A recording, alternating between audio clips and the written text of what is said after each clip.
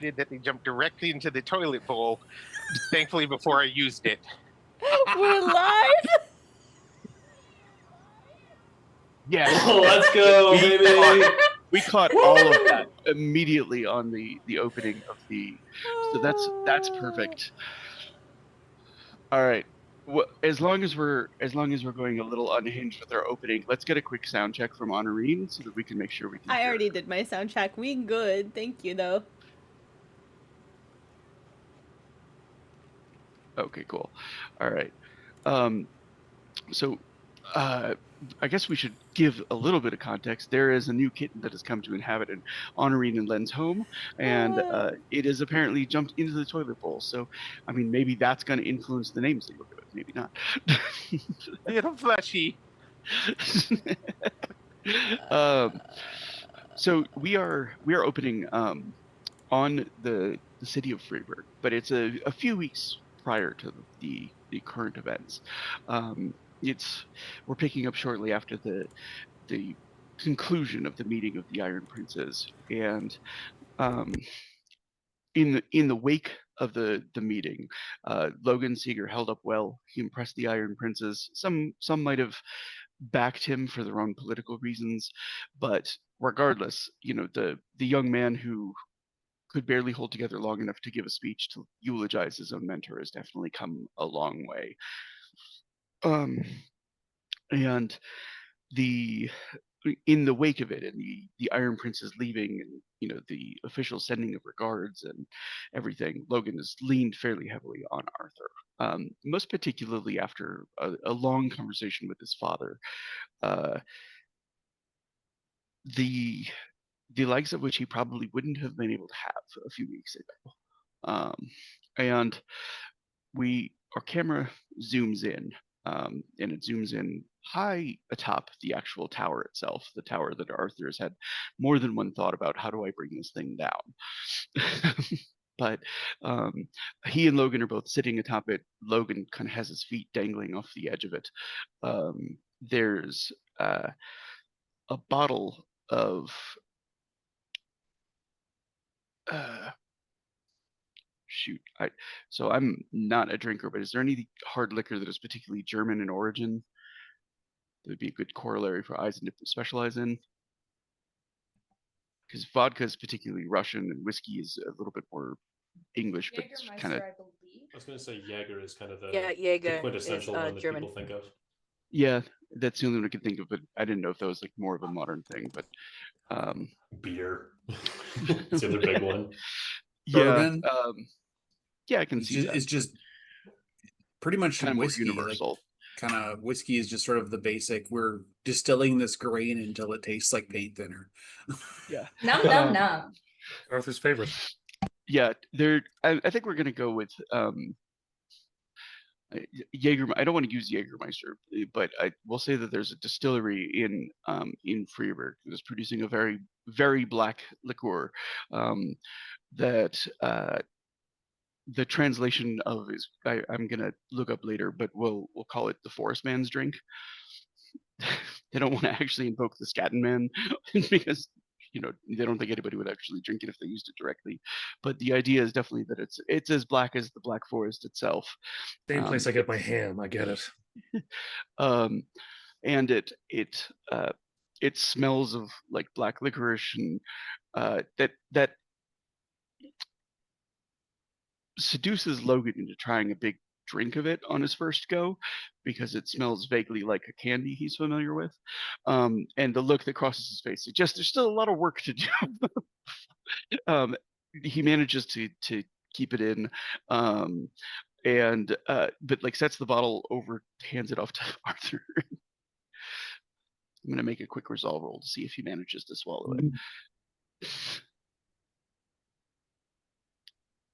I too have made the mistake of chugging Jaeger. I feel for the man. It's a singular experience.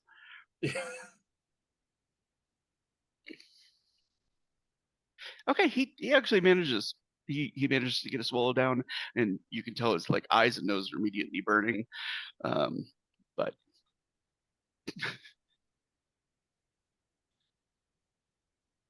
Arthur does just nice big swig of it. Not to the same degree that Logan has made the mistake of. He says, I think my countrymen enjoy pain. I think everyone enjoys pain, mate. It's just a facsimile of life. I mean, one of the things that pain does is it does help to affirm that you are, in fact, alive. But that's just a different sort of discussion for another time. Yeah, no, some people really seem to enjoy pain. Some people enjoy pain a bit too much, if you ask me. I Just do recall weird from our situations. boxing lessons that there seems to be a limit to which it becomes numbness instead of affirming of life. Says, suppose that works with the liquor too. Yeah, that'd be about right. To a degree. But no, the burn is part of the nice part because it makes you feel this sensation of warmth, but not real warmth. In fact, it's actually very bad for you if you were to try to use it as warmth. You'll die faster. I've heard that.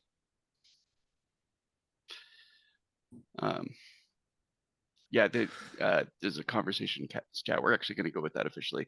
I like Eisen liquor as it combines the kraut liquor. It's a relatively new distillation attempt. The bottle itself was sent to the Iron Prince just as like hopes of popularizing it a bit more. So, and he Logan kind of looks at the bottle and he says, my father told me that he was never alarmed about my attractions, but that his letter was because he could see that I was meant to walk a different path than him. Oh, well. And now my appreciation of the man has gone up and my despisal of the man has gone down. That's good. He also gave me some advice that I wish I could unhear. That's best. That's my opinion. The best kind of advice you can get. No, this was specifically about how I would go about having an heir, even with the attractions that I do. Ah, well. It was the kind of conversation, but just I don't need to have with my father ever. No, that's not. You are correct. Most of the time, I've heard this conversation before, and a lot of the time it just boils down to liquor. But yeah.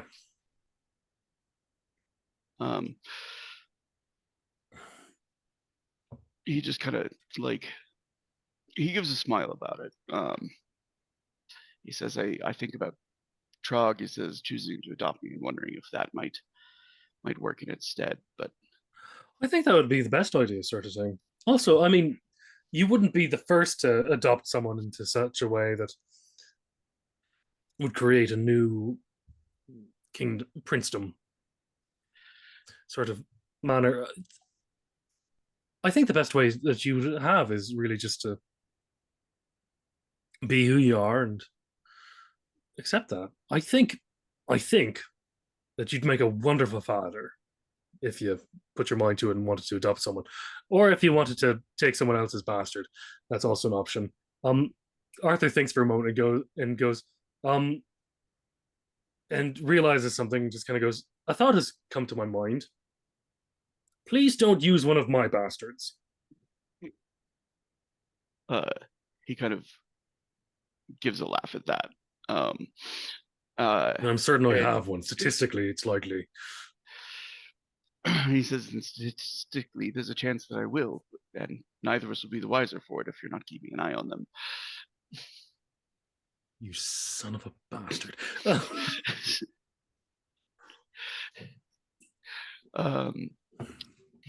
He smiles and he reaches out and he puts a hand on Arthur's shoulder and he says, and in seriousness, I would consider it an honor to raise your child. I'm certain that child would consider it an honor to be raised by you.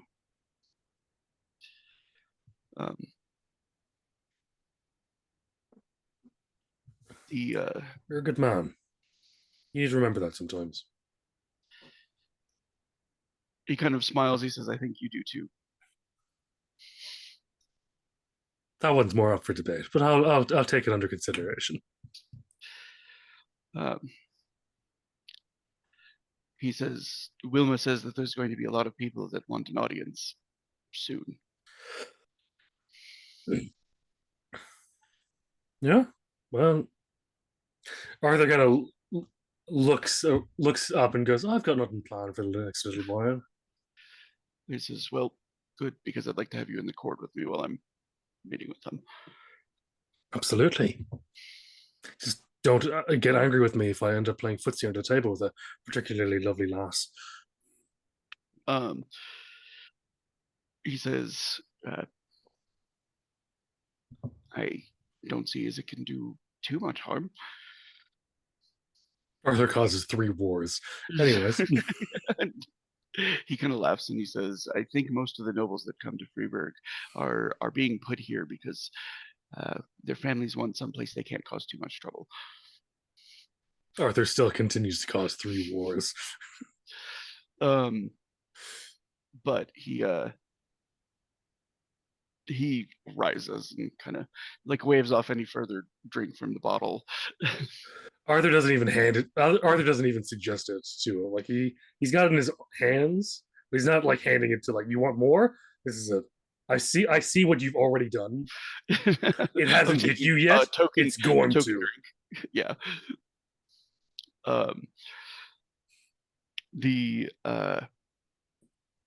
next few days definitely, they're very different from the life that Arthur has had for the last few years. He's been somebody on the road from one adventure to the next, and suddenly it's serving as advisor. Adventure is coming to him as opposed to vice versa. And and there's just like Logan really lacks a lot of that sort of political knack. Does that make sense? He's watched the court many a times, but Trog wasn't exactly fond of going to the court. He offloaded almost all of it to Wilma, and most of the time that Logan was in court, it was because he was helping out Wilma. He was recording things, he was making official notice and scribing stuff and whatnot. So it was very easy to like disappear. And now he's learning the role of kind of being at the center of everything. And Arthur is absolutely helping as much as possible in that, especially with his previous spy master training and stuff like that. Yeah, he's not a court person, Arthur, but he's definitely the person that knows how to pull the strings behind one.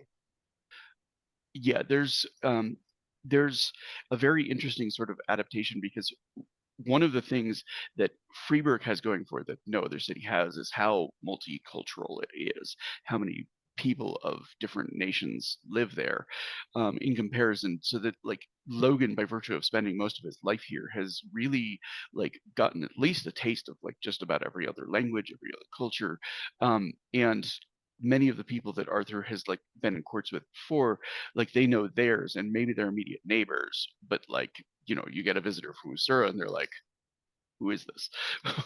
What do we do? So there's that, but he's not used to the small games of manipulation or the small ways that people are working to improve their reputation or gain some sign of favor or something like that, and just that sign of favor will in turn be used to persuade somebody else of their influence. All of the subtext is still at this point very much lost on him. Does that make sense? Yeah, Arthur is definitely pointing that out as much as possible. Being a little blatant about it. Yeah, and Logan is just sort of like, if somebody's talking to him about something he finds intellectually interesting, which is almost everything, he gives them full attention, because he's interested in learning about everything.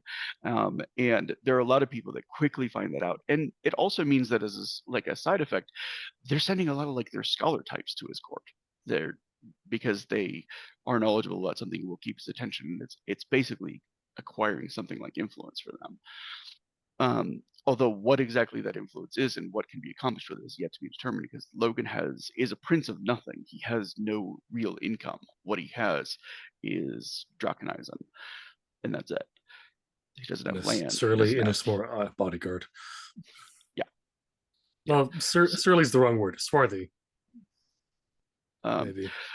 so during this time, like Arthur is going to have time to do his own thing. The court ends after a certain time, and Logan is happy to just have some time where he's like disappearing into books and writing and journaling everything that happened in the court that day. I think one of the things Arthur's definitely going to be doing is trying to figure out how to, because he's been told well enough, like, don't take down the tower, so he's not going to. He's pushed that out of his mind, essentially. Mm-hmm. Mostly. But he is trying to figure out like how the tower is keeping the Seelie out and how to try and rectify that to allow more Avalonians to pop into the area. And he's also very honest. He's been very honest with Logan as well, that I'm happy to work for you as a bodyguard, but I do also work for Elaine back in Avalon. Yeah. Like, this is just it's part of my thing. I write down reports, I write down notes, and I send them over. A lot of them are about what I had for breakfast, because I tell her everything, but still. Logan has an understanding that you are first and foremost a Knight of Elaine, that you've made that commitment and that promise, and his recognition of it is to, like, he actually writes a letter to Queen Elaine, like bearing the official mark of an iron seal, requesting your service as an advisor in his court in an official capacity. Does that make sense? Which is like a big deal back in Avalon. Like, that would actually be worthy of reputation back in your own court. An Iron Prince has asked for you as like a personal advisor. Oh dear. Do I gain any reputation from that? Yeah, I will actually. We'll do that in a second. But he also he officially names you as like the representative in dealing with any Avalon nobles that are in court. Like, you're kind of the first person that interacts with them and greets them. Does that make sense? It's not like an emissary, but it's fairly close to that idea. Yeah. Does that make sense? I'm just imagining suddenly an Avalonian comes in and goes, Greg, it's so good to see you. This guy's an arsehole. Don't listen to him. Greg! There is definitely some of that, but the letter is not going to have like returned by the time that we'll be picking up again, but it has officially been sent off and done with like due diligence. So this is not like he's leaning on you like on the sly. He's willing to like make your friendship and your advice like a matter of public record. So that's good. Which Arthur has definitely probably had some friends who were hesitant to do that before. Oh, very much so. Especially considering he also has criminal in his sheet. So there's two major avenues that Arthur can pursue more knowledge about the tower. One is that the Explorer Society is headquartered here in Freeburg, and the Explorer Society invests all things Syrneth, like across all nations. They may have more information. They probably came here because the taxes were real low because there were none. And it was a good place to hire people willing to do questionable things for very little money. Yeah. So the other is just to see if he can like dig into books and like personal libraries, and there's a number of different like scholarly institutions that are in Freeburg that he can try to see if he can get access to and see if there's any books on the subject. Honestly, he's going to ask Logan to maybe pursue that route a little bit. Okay. And then he'll pursue the other route on his own if he can. Okay. Like a little column A, a little column B, but he's mostly going, I can understand it, I can read, and I can do everything like that. He says these books are complicated. And many of them are in many languages. Quick question, because Gav has a previously existing relationship with the Explorer Society. Is he willing to make introductions for Arthur to them? Yeah, I mean, to be honest, Gav's just as interested in learning more about the Syrneth as Arthur is. Oh, that's great.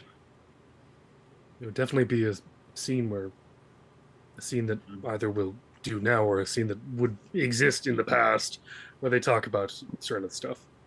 And I suppose the other possibility is that Gav also knows somebody with an expertise in Syrneth that is not a part of the Explorer Society, that if he thinks Arthur is like, if if he thinks that would be a better introduction, then Gav can do that.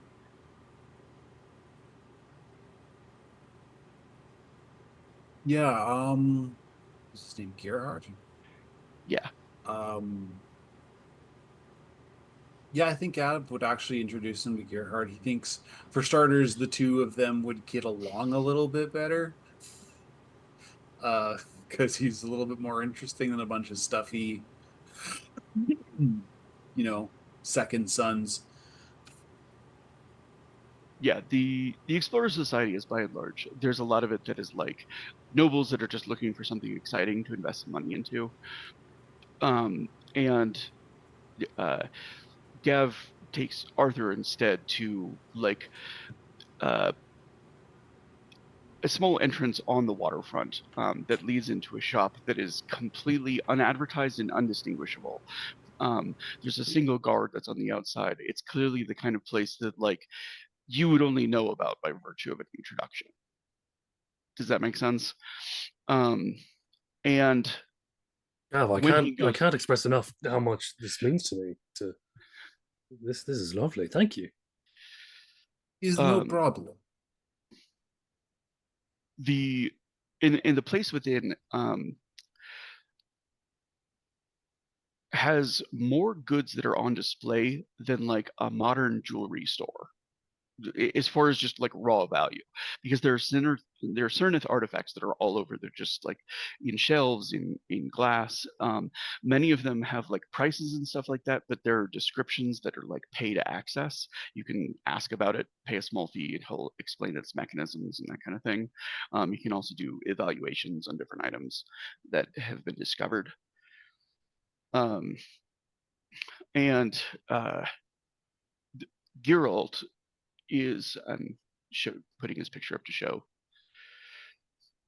The other part of his store is clearly a sort of a tribute to like a time at sea. There's a like captain's wheel that is like still up on one wall. Geralt himself is old enough to be a weathered and experienced captain who is retired from it.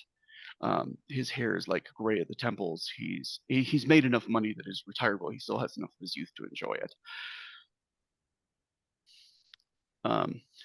And he nods at Gav at the entrance. It looks to Arthur with some curiosity.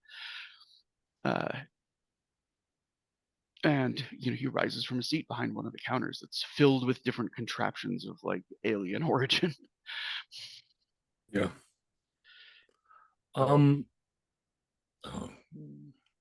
Yeah, Gav's like, this is my friend Arthur. He is interested in our mutual fascination, And Geralt extends a hand. He says, a friend of Gav's is a friend of mine. Or then a friend of Gav's is a friend of mine. And he takes the hand and he shakes it. And he says, do you have some particular interest or the business? I'm more some particular interest.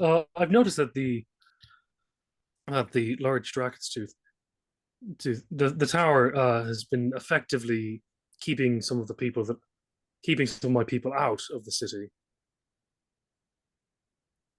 and effectively keeping them from operating the way that they would appreciate in the city. He causing a bit of a problem with the Sidhe. I was wondering if you might know anything about that. I've been careful for the most part to avoid the Sidhe during my own explorations. But That's one wise. acquires objects over time. He says the one thing that I can say for certain is that even those objects that are of their craft, even they become particularly powerless in its proximity. He kind of holds up a finger. And he goes into the back and he comes back with what Arthur will recognize as like, this is like a period like longsword, probably not a longsword in the classic sense of like the almost like hand and a half really long sword. It's more of like a variant of a rapier that is just with like a cross handle instead, because it's still considered a fencing weapon and not like a heavy weapon. Yeah, that's probably a more accurate description, but that's French, and like the Avalonians are literally just referring to them as longswords because Screw the Montaigne. That's why. But this one is literally like a she blade, and so it actually predates the weapons that like the Avalonians used by hundreds of years. And the he invites Arthur to lift it, and the first thing that Arthur notes about it is that it's heavy, and an actual she blade like weighs like a feather. This is off. He says it lost its edge too. He says what's remarkable is if I take it beyond the city limits, it's light and strong again. Do you have any idea what might be what exactly would be causing the effect? Besides the fact that it's the tower in the middle of the city. He says what I know for certain is that it affects more than just she objects. Arthur kind of grabs his coin, just kind of thumbs it between his fingers, rubs it between his fingers, just trying to think. Geralt's This eyes isn't being go to it affected. and like look intensely curious at it. Arthur sighs and just kind of goes, "Would you like to see it?" I would very much if it is what I think it is. Oh, if it is what you think it is, I would appreciate knowing what it is because I've had it for all my fucking life. He like reaches under one of the glass and pulls out a lue, like a jeweler's lens. Yeah, and Arthur's letting him handle and stuff, but he's not taking it off and giving it to him because he knows giving it to him could be. He puts like a cloth down, like it's actually like more like velvet on top of the glass. He says, "Would you mind setting it on there?" Yeah. See me a second. The clasp at the back is always a bit of a pain in the arse. There we go. And there we go. And now we've taken it off. He just takes it on. He like leans over and he like looks at it through the lue. And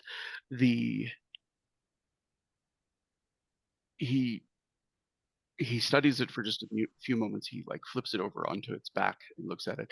You know, Arthur's looked at it many times. There's the head of some Numan emperor on one side, and you know, a picture of like the Senate on the other. All of which is, you know, like appropriate even in Avalon history because, you know, Numa came there too and conquered parts of Avalon. And he says the age is right. He says the markings are perfect for, there would be small distinctions if this was a forgery.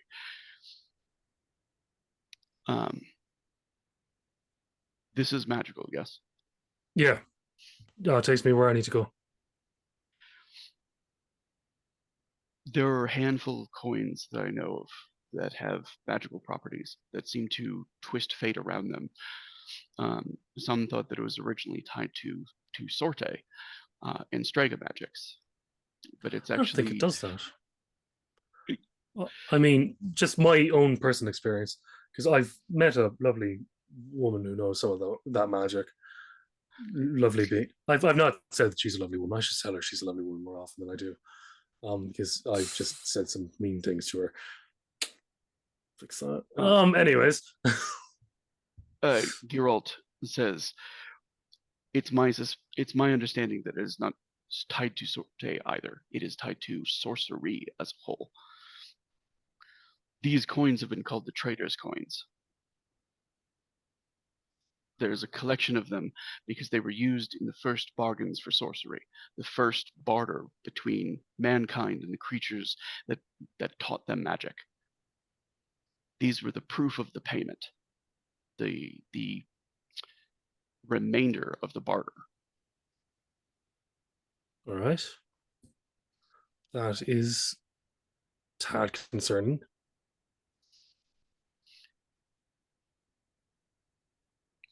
He says as to what they do or their purpose, I can't say for certain. I've heard many, many theories, one of which is that should the coins be gathered, all of them, the bargain could be undone. Well, it's best not to do that. Requested.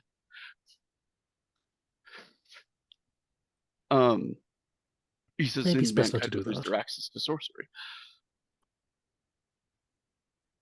I'll keep that in the back pocket. Or at least the sorcery that was acquired through such a bargain.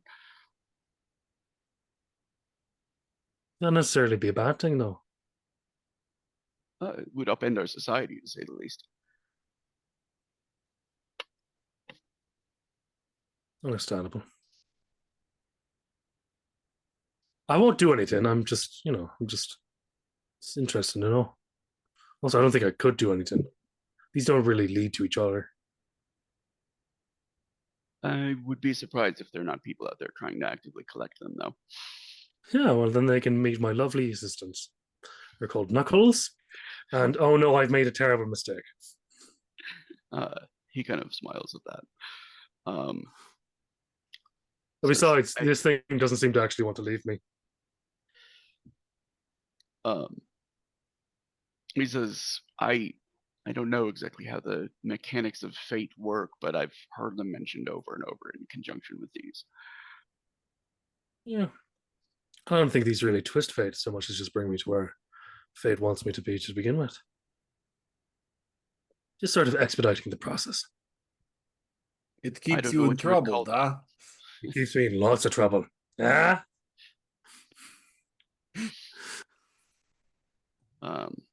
He kind of smiles at that and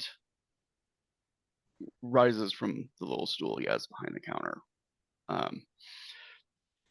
There's an abundance of like different objects of different like both Syrneth and historical like import throughout the place, and you'd be hard pressed to imagine anything here going for less than like 1,000 guilder, right? Which is like 2 months of a noble salary, because these are all rare objects retrieved from artifact sites across the world and brought by sea. So there's a very limited amount of them, but their value is extraordinary. He says, if you ever decide you want to sell it, I tried once before be- and it turned out I didn't actually sell it. uh, In fact, I tried to get rid of it a lot of times. The only way I haven't done it is by actually handing it off to a person. I know that one's a bit more contractual. he kind of nods in understanding. He says, I gave up that life. I've had my adventures. Yeah, so have I. Honestly, sometimes I just want a nice quiet moment to sit to myself and not have to worry about everything. Just sit. He says, the sitting is good, and there's also times where I miss the adventures. Yeah. Well, I can rest when I'm dead. That's what Uncle Jack told me. I don't miss my teeth going loose in my mouth. That's why you spit those ones out. If I did that, I'd have none left. Also, you just try to avoid getting hit in the face. Um, That is tends good to I be am my so method. tall. Exactly. See, tall people, we understand each other. it's Although I easy think to Gav is spend. taller than me. It's easy to spend the day like kind of like swapping stories with Geralt. He's a really good storyteller, and he has a lot of stories of like even places that Arthur has never seen, has never traveled to, like islands that are like far to the south and west of Castile that are apparently like covered with ancient ruins that he's never heard of. And I'm certain Arthur's got at least a story or two that he's shared as well, like how he got into an arm wrestling match with Puka. it's like an easy way to like spend the day. Geralt laughs very easily. He's easy to get along with. He's also very much like a consummate smuggler. Like he's always like making connections and stuff like that, but also like very cautious. You don't survive years exploring Syrneth ruins without a healthy sense of caution. Arthur Um, respects that very much. And the and we're going to kind of like move forward to the rest of the time that Arthur is kind of spending. There can be a couple more visits with Geralt. Yeah, there'd be It's stuff mostly like that. theorizing. Like nobody knows. He assures you that nobody in the Explorer Society knows either why the tower does what it does. what is known is that the tower is older than Freeburg. The tower is older than Eisen. The tower may well be older than humanity itself. Arthur does actually ask if the tower is older than the coins. He says, without a doubt. Cool. Well, we've learned that.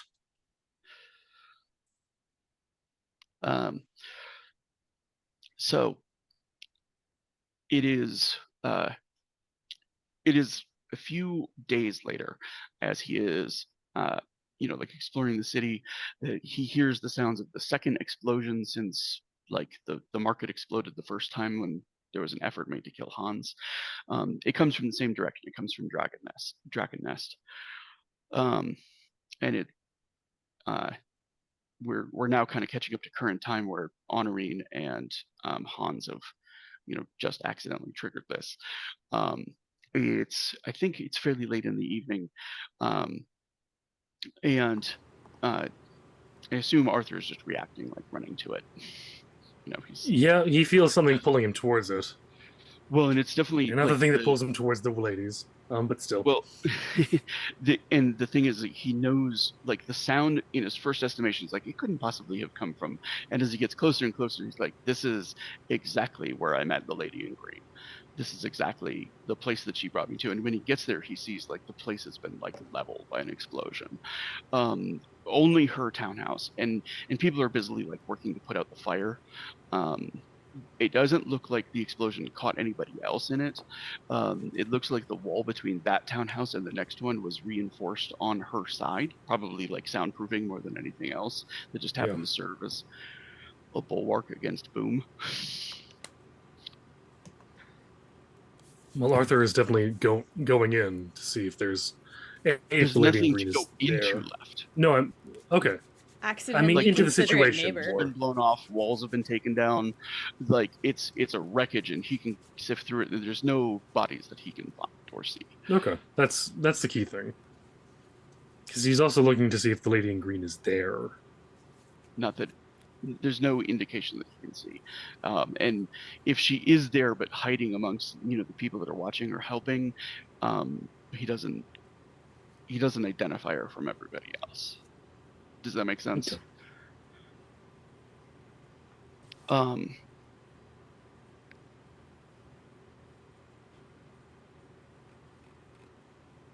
Let's see.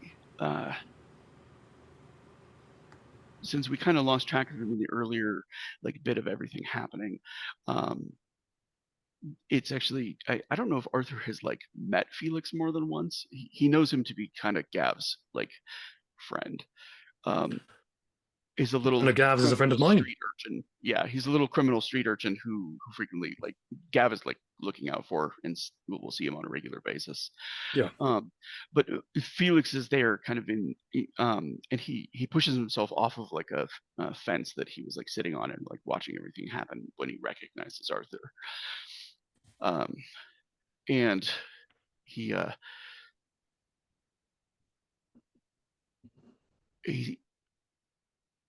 kind of nods his head and he says, "Counselor?" Felix? What happened here? He says, Honorine and Hans, they were trying to go and talk to the lady that lived there. He says, and the place kabloomed. She was the one. Where are Hans and Honorine now? He says they're down at the rat catchers trying to get everybody out of the dream that the lady in green put them in. I'm sorry, what? I think I have some things to catch you up on. You have quite a lot to catch me up on. Come on. We should walk and talk. We'll walk and talk.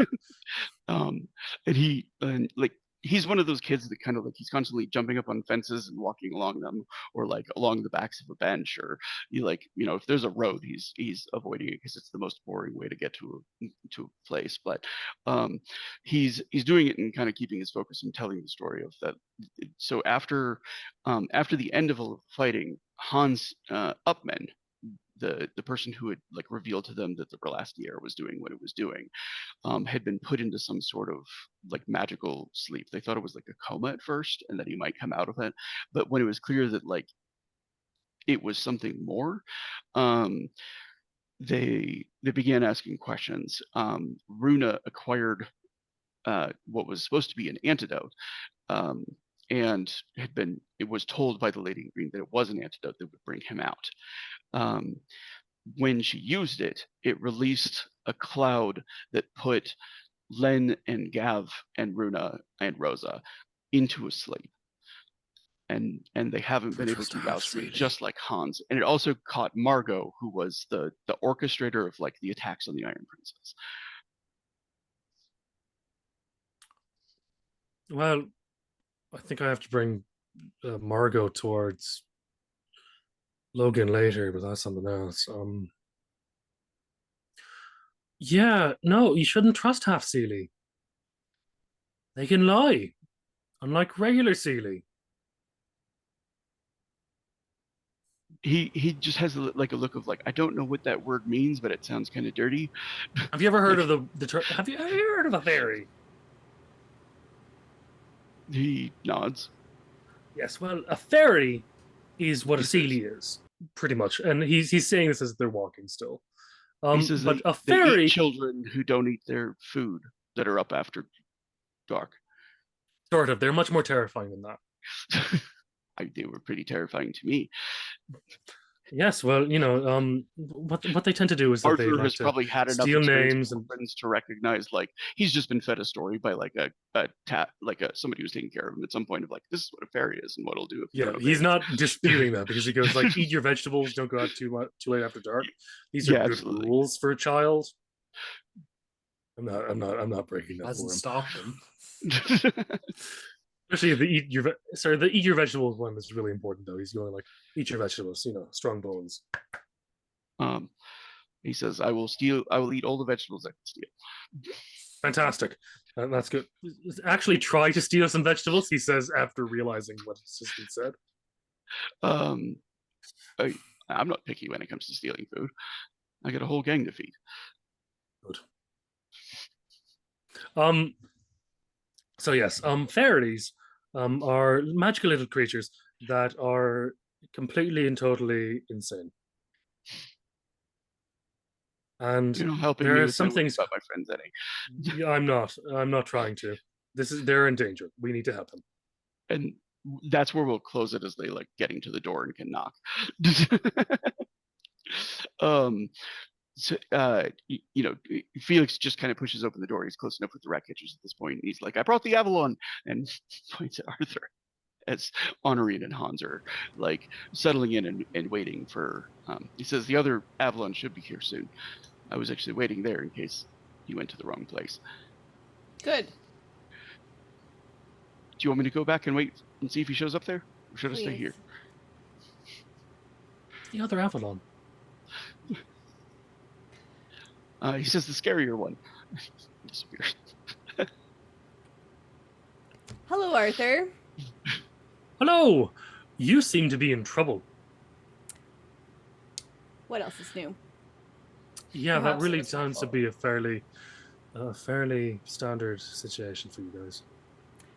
And she's just gonna like gesture to the massive sleeping bodies like around her that have been put on beds, given pillows. It's Len, Gav, Rosa, Runa, Margot, and Hans Upman as well.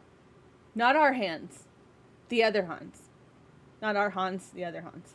The jacket guy. So the less handsome Hans. The older He's definitely the elder Hans. Yeah. Yeah, he's The one who definitely skips leg day. I mean, he's like 60, so. So the less handsome Hans. Yeah, but he's still skipping leg So day. anyway, also they appear to be able to get wounded while they're in this, which is not fun. Don't like that. Arthur is going. Well, actually, he's going to. Do you mind if I take a little examination? Let Yes. me pause there. Let me do our quick introduction. So like we're moving from cold I open need like, to get my friends back. I totally get that. My sister is there. We're gonna do a real fast version of this, so everybody can do their quick versions of their introductions. We can jump right back into the scene. Hi, I'm So- the Scarlet Adventurer. I exist. Let me Thank you, everyone, and welcome to the Shadow of the Wachtturm. Our producer tonight is one of the moderators of Dirty 20 Gaming, the delightful and compassionate Gloriosa. Our lore master for the series is the beautiful and benevolent Syndra. Before we get started, I want to give a content warning. Spirit of Seven Seas, swashbuckling adventure, and shadowy intrigue. The story will deal with mature themes, including death, loss, suicide, and grief. Eisen, our setting, is recovering from a 30-year civil war over religious differences. It may get dark sometimes, and there's no shame in bowing out if it's not a place your head can go at the moment. So, without further ado, I'm going to have our savvy swashbucklers introduce themselves, starting with Arthur. Hi, I'm the Scarred Adventurer. I exist. Here are links. Cool. Next person. Hot potato. Right. It's been a while. Let's give it to Honorine. Hi there, I'm Gloriosa. I also exist. Today I'm playing Honorine, our wonderful noble woman who's very upset about her friends. I am here 2 other nights a week. I am behind the camera though, so I'm here. I'm so flustered right now. I'm here on Sundays as Honorine, as on Wednesdays with Oracle Force, which the Scarred Adventurer also does wonderfully. And I'm here Thursdays producing for Deviant Paradox, which our lovely Sarah produces. So, Sarah, why don't you talk about that for a sec? Okay, I guess I'm going, although I'm the DM, not the producer. That is you, sweetheart. Whatever I said, I take it back. Okay. Hi, y'all. My name is Sarah. I go by Sans on the Discord. I am here 5.5 times a week. I'm actually going to bop it over to Len right after this. Yeah. When I'm not here, I'm working on stuff and things with the Scarred Adventure. Our links are already up, so I don't have to worry about that. On to you, Len. Hi, folks. It's Bad Kyle. Just letting you. Sorry about that, but not really sorry. I'm very rarely sorry about anything I've done except all the things that show up in my brain at 2 a.m. when I'm trying to sleep. You can find me here on Sundays playing Len, the ass of everywhere he goes.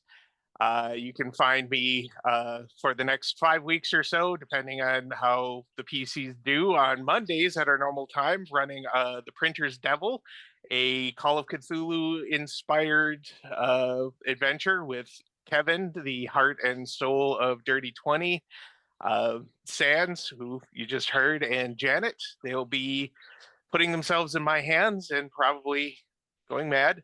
So that these sort of things happen. The madness. Other than that, you can find me on the Discord posting unhinged food memes and probably in somebody's stream, both modding for and bullying them. Over to Hans. Hello, everybody. My name is Rory, and I'm playing Mr. Leg Day himself, the Soldier Boy. You! Here every Sunday, playing that fun character. Also here on the same Wednesdays for Oracle Force, playing Graviton, gravity manipulating teenager with several issues that we'll probably get into eventually. Aside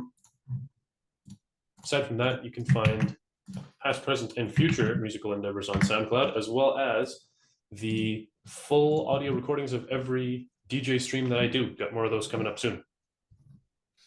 Gaff, your turn. That's me. Hi, I am Bison_Stonefist. I'm here 4 nights a week. Tonight I am Gav the Sea Beef. Tuesdays I run Carnage Heights. Thursdays I'm Garrett. Saturdays when we're able to play, I am Scooter. That's it. On to Ruth. Hi, I'm Ruth. I am here on Tuesdays as Exit, some Wednesdays as Trek, Thursdays as Nora, and today, Sunday, you found me as Runa. I know who I play. That's about it. Siosa, back to you. All right, and I am Siosa. I run Shadow of the Wachtturm on Sundays, and I'm working on a play-by written word. I'm not sure exactly what we're doing because it's not a forum, it's not mail. But play-by-post campaign that I don't know if that's ever going to be open to the public or not, but I imagine it will be. So, and beyond that, you can find me on the Discord. I am allergic to social media, so this is about it. So let's get back to the campaign. I'm not going to do the other opening bit just because we are speed running back into things. We went a little bit long on our cold open there, but we haven't had Arthur with us for a little while, so he needed to be brought back up to speed. So We're starting by slur, and it's that silly bitch, or that sulky bitch. that could be whatever slur Honorine is calling it. She's working on tending to her friends. And she can speak several languages, so it's multilingual slurring. I'm good Arthur with just has one in Avalonian that is would get us banned. that. Anyway. All right. So, yeah, door opens. Arthur and Felix is there. Felix heads at a sprint, back up north in case Mac is to appear up there. Honorine is upset. Also, probably a little bit charred. Possibly. Yeah. Her and Hans both look like they've been licked by fire. Hans got punched by the fire, honestly. He got punched by a door and licked by fire. Lick means two things. She's French toast. Well played. Maybe it's well Maybelline. played, Maybe she is French toast. All right. So the rat catchers are kind of like, I think we've done all we can. Nobody seems to be bleeding. Bruno's wound just completely disappeared. Arthur is checking just to see if there are any telltale signs he recognizes. It's so the thing that's unusual is that if they were in Avalon and they were like this deeply sea, people would just assume that they were in the Fey realm. But it's like different, and it's also fairly unusual to have like the sleeping version is usually people are just bodily transported there into Bryn Brasail. But this is like a known experience that can happen. People can dream into the Fey realm. Usually it's considered a much safer thing, but the evidence of wounds suggests that it is not so much in this case, that they are well and truly transported, and their bodies are simply remaining behind. And Honorine is also info dumping. Like she's definitely like she's like, all right, so it started out this way. It started out like with during the fight, like Ubman was somehow put to sleep, like we found him like this, and then she made a deal with blah blah blah blah blah, and she being Runa, and I don't actually know if Honorine knows what Runa traded for the antidote. Do we know?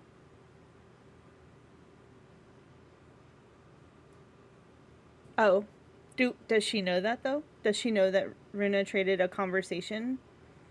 I think She present for much knows of that she didn't trade anything else. Even still, Arthur is saying that they should get their refund. No shit. We already had the conversation. Yeah, so Honorine is like, apparently we traded for an antidote, and when they tried to use the antidote, Felix says that they ended up like this, and she's going to it's Len that's wounded, that's bleeding, right? Gav. And Gav and Margot both have one wound, I believe. Yeah. Dramatic wounds. Yeah. Okay. Is it just one each? Mm-hmm. Okay. So she's this is pointing important information. She's pointing out to each of them, or pointing out to Arthur that, each of them, like, they weren't wounded when they went in, like, they haven't, this guy, he hasn't needed to eat, he hasn't apparently, like, he looks fine, like, he's not starving, like, and she's, like, non-stop French accented info in Arthur's ear. Very upset. He's, like, never seen her like this, although I don't think he's seen her very much before anyway. He's not seen a lot of these people very much before. Yeah. I mean, Hans hasn't seen her like this either. Like, usually she's not. Usually she's a little sarcastic. Much more composed, usually. Usually, yeah. She's definitely kind of a mess. You know where the bottle of the antidote was in? One second. The two rat catchers, one of them is like a larger, heavier set guy, and the other one is like a small beanpole. The larger one also kind of like, he points to Rosa. He says, and her tattoos went away. he kind of like moves part of like the sheet back and reveals Rosa's hands, which are like they no longer have any of like the cobweb markings that were on them. Said she had some wild ink before. Her fate Oh. lashes. All right. Is that what they call tattoos in Budolchi? Sure. They're particular.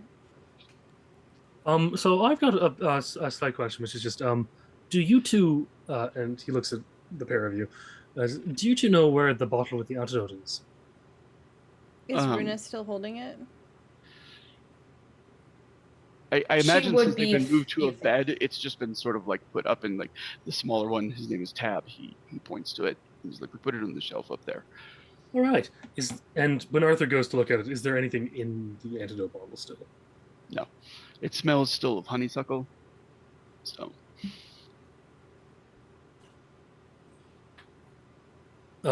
It's is more there of anything? the same awful stuff that she get. It's.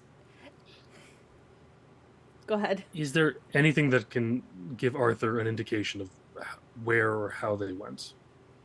More than what he already knows. this whole method of getting like into the Fey realms is like really unusual. Like a gas doing it is wild because like there are specific places in Avalon that you need to travel to if you want to go to Bryn Brasail. So like somebody having a fast gate into the Feylands is something that Arthur has not heard of and would be very interesting to a lot of people. Yeah, Arthur is actually takes out a notepad, writes that down really quickly, and then puts it back in his pocket. Because this is something he's it's important enough that he doesn't want to forget it in any way, shape, or form. And he's going to report this to Elaine later. Because this is important. Otherwise, Arthur is, with the scent of honeysuckle, is just going over in his head if there are any old like recipes for like essentially potions that would do something similar. So there is I'm not going to run this as like a whole flashback, but sort of like a moment where we're talking days after the death of Megan, the one who was killed by the Fae and was impaled with like the cold iron blade that she'd brought to try to fight against the creature hunting her. When like a very like bereaved Arthur was being counseled by Mad Jack, who just kind of like showed up in that like moment of loss and like did the there and patted on the shoulders. Like Arthur had a lot of like unprocessed emotions that were left over. They're probably testament to how not great as like an emotional support Mad Jack is in general. But he did leave him with the, if you want to go, and spit in the Fae's face, I can teach you a potion, but that's as much as you can do. You won't be able to lay hands on them, and they won't be able to lay hands on you, and I suggest you get the hell out of Avalon afterwards. And the smell of honeysuckle is like the thing that he particularly remembers because it was a key component in that potion. And all it would do was put you in a sleep deep enough that you could travel to Bryn Brasail, but you would be a ghost there. You would be unable to interact with anything or be interacted with. Okay. That, when you say interact, that means even conversation. You're effectively a dream spirit you can talk to and be seen, but you cannot touch anything. You cannot be harmed. You cannot harm. Okay. Yeah, Arthur will. I've got a concoction that might be able to theoretically get us in there, but we won't be able to do much there and more than talk and be seen and figure things out from there.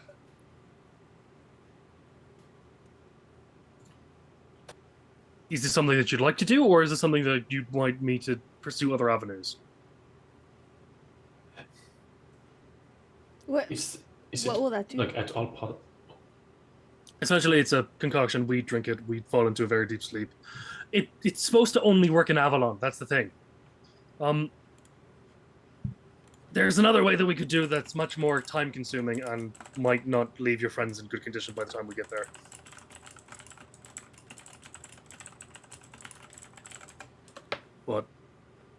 mean, it is. It's more. Is there any way that we could try to extract them? I mean, I worry if we go may have to wherever have they a- go. We may have to do a thing where we either make a deal and get them to be extracted through a conversation with what we have with them, for a promise for later, or we'd have to help them extract themselves. We can't. I don't think we can do anything from here on our end, except for guide. If we are to drink this concoction that you are aware of, how would we be able to get out We go into ourselves? We go into an incredibly deep sleep, Hmm. and essentially, We would join them and then have to add ourselves as part of whatever bargain to remove them. not quite. You see, we'd be able to leave more easily, and Oh. we aren't able to be affected the way that they're being affected. They seem to be much deeper in the thing that we are. We'd be able to go. We'd be able to be seen and we'd be able to talk. We wouldn't be able to affect anything in the environment otherwise. We wouldn't be able to touch things. We wouldn't be able to be hurt. We wouldn't be able to wound. We'd only be able to be there. We'd be.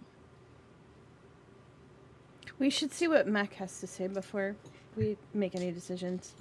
He And seems to as also his know. name is invoked, there's kind of like a creak on the stairs outside. The Mac is like he's a blacksmith, and that in and of itself is not necessarily like an indicator of size because that's like a repetitive motion. But he's like an extremely dense, like broad-shouldered. He's a Highlander on top of it, which is naturally prone to like being tall. He's older. His hair's mostly great actually, kept close cropped, and he has like a pair of like pince-nez glasses that he wears on his nose.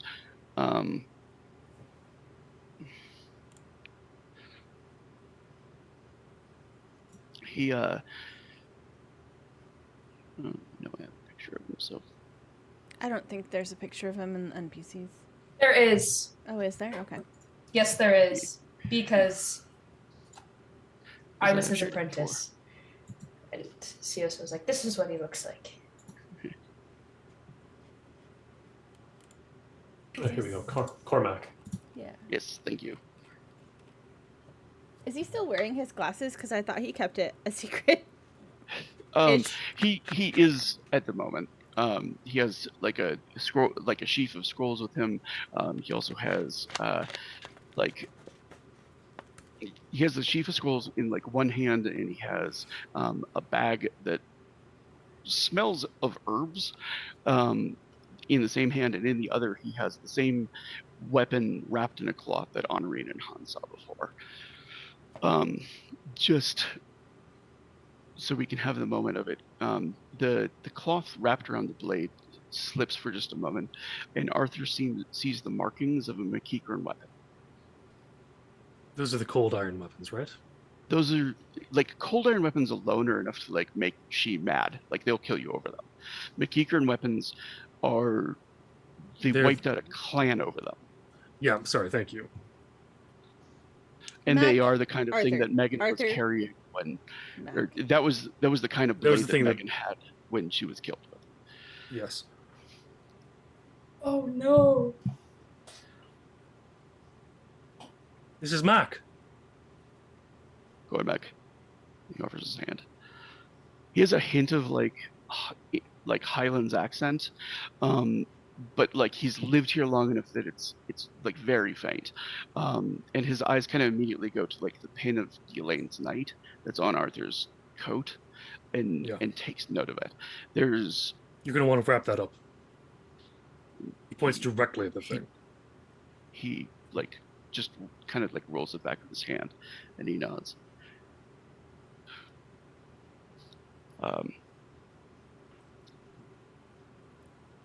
Don't. Where did you get that? And also, don't tell anyone where you got that, or that you have it. More realistically, I know Mac the risks of carrying it. Oh, sorry. I was just gonna say, You're always Henri's kind. gonna talk about like Mac happened to be there at the place where we were looking for the woman that did all of this, and before now seemed to be the one in the know.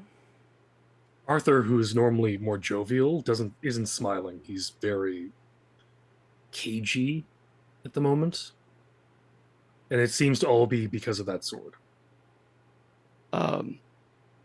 And Mac, like, he notes the caginess and he kind of looks to the pin of Elaine again. He says, It's not because I'm on a lane night, mate. he says, understood. He says, I am here to help. Says, these people, says whatever else, they're at the victim of the she right now. Yeah. My people know a thing or two about that. So Which do is I. as close to saying I'm a fucking McEachern as Arthur could imagine any one of them would say aloud. Yeah. Does that make sense? And Arthur goes, I know a thing as well, but not to the degree you know. Arthur's going to very quickly explain what he was thinking to Mac. Which is the ghost potion. The ghost potion, and is going, do you have a better idea? Because I am all ears for better ideas. He says, what I have, he says, will make sure that none of those things ride their skins back to this world. Excuse me, what? My skin. That can happen. Yeah, that can happen. We're not. Sealy aren't very nice, and by the sound of it, by the way you're saying it, these aren't regular Sealy. He says, we're far from Avalon. Yeah, that's the Sealy, isn't it? He says, it's possible while they're there, they'll make a deal to lease their body in return for freedom of somebody else. He says, this will make it so that if anything tries to return wearing their body, they won't be able to come into this world.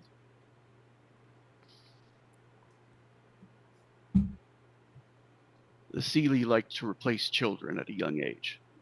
No, That was the means they did it. I am more than a little aware of that, friend. He kind of gives a smile and like looks to Henri and Hans like I was bringing them up, and like both like Tab and Bruno look a little horrified. All this, just like, oh, that sounds great, but and Bruno's like, do you need any help making those potions? Because those sound like good potions. Arthur jots down everything he needs and hands it off. And Mac like opens his bag of different herbalism stuff, and like there's everything that Arthur would need for his potions, as well as the things that he would need for what he described, like something to keep them from being possessed effectively. Yeah, mix those as well. You got a mortar and pestle, and you know, like the rat catchers are like, we do. I'm not watching them away potion making, so I just hand the recipes.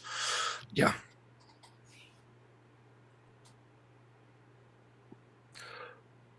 Arthur kind of looks at him and does say, I thought you were all wiped out. It's something we try very hard to cultivate.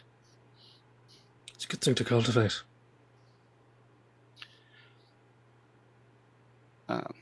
I'll explain to you two later. I have enough curiosities as it is. Already full up, yeah. No more room. That's a good attitude to have. A few rules before we go in. 1 second. I was going to ask about that. Yes. I have questions.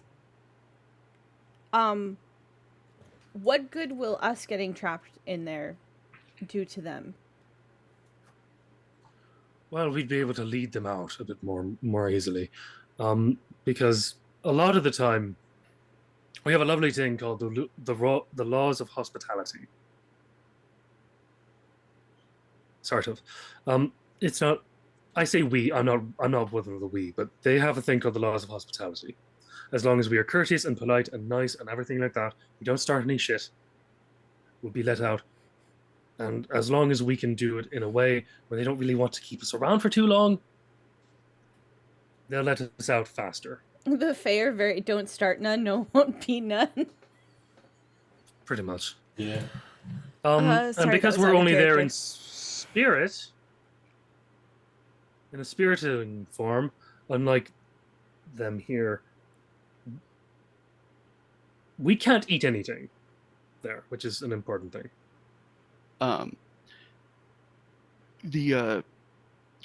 There's the other thing that Arthur is aware of with this potion is that there is a hard time limit because the potion processes through the body, and once it has, you come out. He also says that very clearly.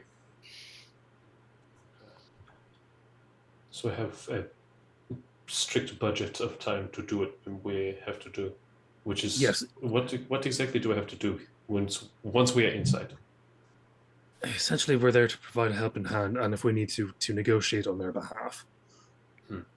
Honorine is sitting on the cot. She sits on the edge of the cot next to Rosa, and she's sort of like stroking Rosa's hair away from her face and looking at her. And Oh,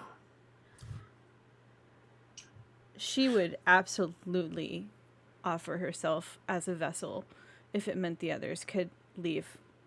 yeah, so we need to... Arthur looks at you and is going, yeah, so we need to go sooner. He doesn't... I know you didn't say that. Arthur is thinking the same thing you are. No, I mean, Honorine says that out loud. She says about Rosa, like, she would absolutely offer herself as a vessel if it meant the others could escape. Oh, Rosa? Oh yeah. Yeah. She- Oh, yeah, no. I'm aware of this. I have not spent very much time with you, but that's the one thing I've become keenly aware of. Oh, interesting detail that Arthur might find interesting. Just speaking of time apart, Hans looks way different now. He does. His hair is nearly black. He's very pale. His hair's gotten much longer, and the weirdest detail is his eyes have changed rather dramatically. His scleras are now black. His irises are much larger and like a kind of weird dark blue, and his pupils appear to like almost look like shattered glass within the irises. Yeah, Arthur is going to look at you as well as you. We should have a talk about that some other time. Go Actually, ahead and give me. I'm me a worried quick- about you. I actually had a question for you about that as well. What was that, So Siosa? has- I would actually like Arthur to make, for lack of anything else, I think an occult roll is most appropriate. There's not really something that is directly like a she lore, so Would this be in Although- wits? yes. It's roll 2 for 2. Okay, You can I'm use looking at drama your die. skills real quick too. Because my skills do not... Enforcer, skills criminal, are and not- commoner. They are Nope, not good those for are this. not helping.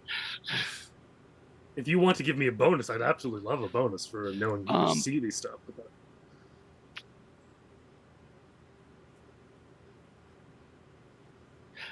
I'm not going to give you a bonus, but what I am going to do is I'm going to give you a free drama die for this roll from Foul Weather Jack.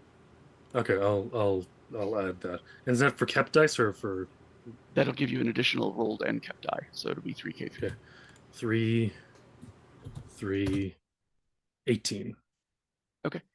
So it's not specific, but like Arthur has run into many glamour mages. Does that make sense? Like many like glamour wielding sorcerers who can call upon like the various legends of Avalon and use their abilities. He has a sense from Hans that's akin to that. It's the slowly becoming a glamour that someone else can use. Oh.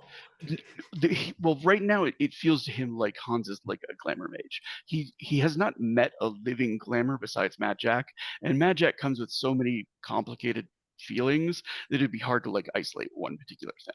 Does that make sense? Yeah. But that's kind But of there where is I'm definitely a standing on it. sense that Hans is feeling a little bit other. Yeah, it feel to Arthur. It feels like he's approaching what Mad Jack was, Yeah, Is, like but not maybe he's quite been there. yeah. Like it's almost like it's coming out that like Hans's parents got it on with a Sealy or something like that, and it's starting to show itself. Or it could be, a legend brewing. It's just definitely like there's glamour going on here. Yeah. You haven't been doing anything extremely remarkable lately, have you?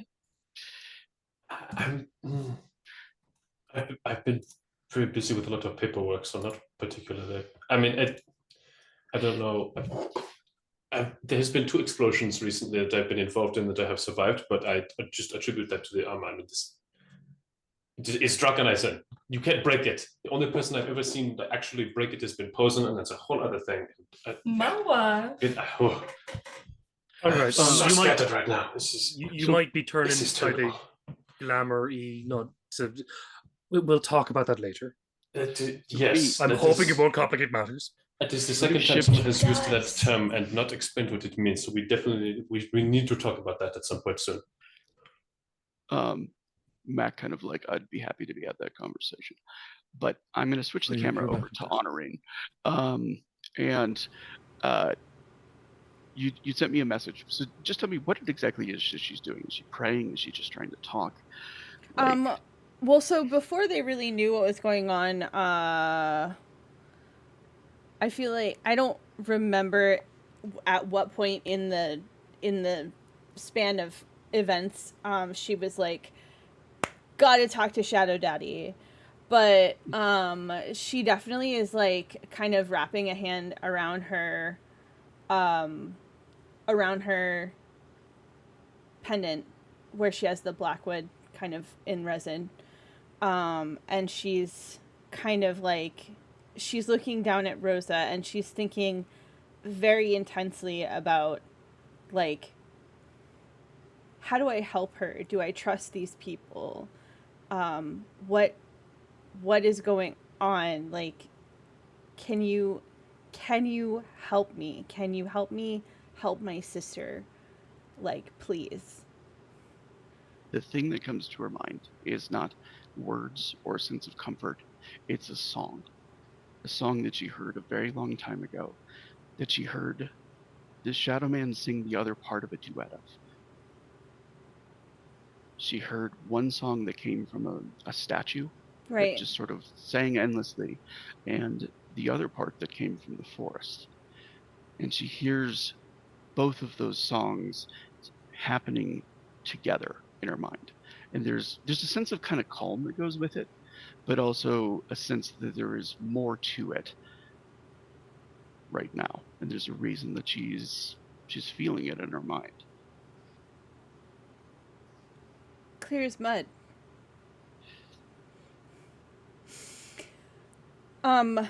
And it's a wordless song, if I remember correctly, right? It's just a melody. It's just a tune. Yeah, it's just a tune to be carried. And the sense of more going is it directed in any like, what does that mean? It's just that there is like a deep magic that's infused within it. What particularly it does or what it means is sort of beyond Honorine at the moment. But she knows that like the creature that is in the forest is singing to her to reassure her, but also reminding her at the same moment. And she also has a very distinct sense that at the moment that creature is weakened without quite knowing why.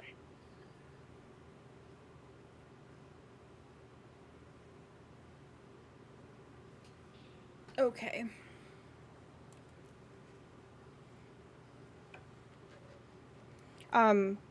Audrine's kind of gonna like tuck her pendant away because it's on a long chain. Like, she hasn't been like dangling blackwood everywhere she goes, like right in between her tits. But Your wood's out. shit, hate it when that happens. The Inquisition is like double jeopardy, sorcery, and boobs. Sorry. They hate those things.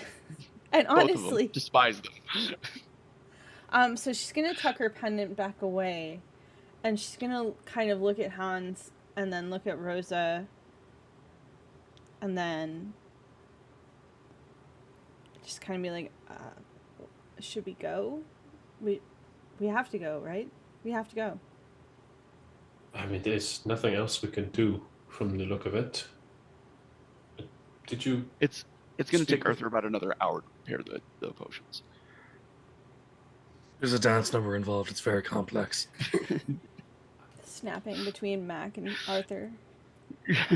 Things get so. This magic is stranger and stranger the more I learn about it. No, that was a joke. I'm sorry. I diffuse situations with comedy.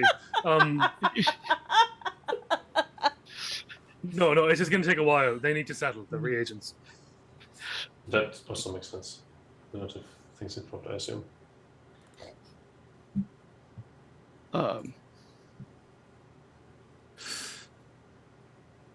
Yeah, and Mac, he moves amongst the people that are there, and like his potion, part of it, he's putting like a cold iron coin into everybody's hand, enclosing their hand around it. Many of them wake up and start screaming. That's why. Says no, it keeps the potion fresher longer.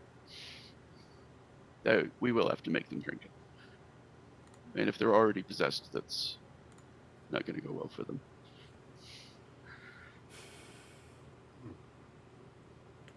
Awesome.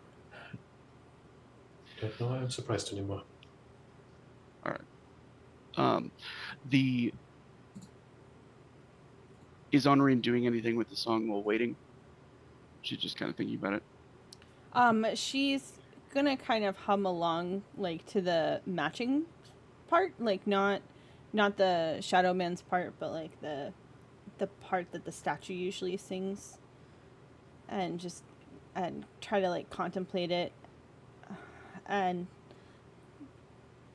try to sort of be like, what is it, Lassie? What are you trying to tell me? What is it, boy?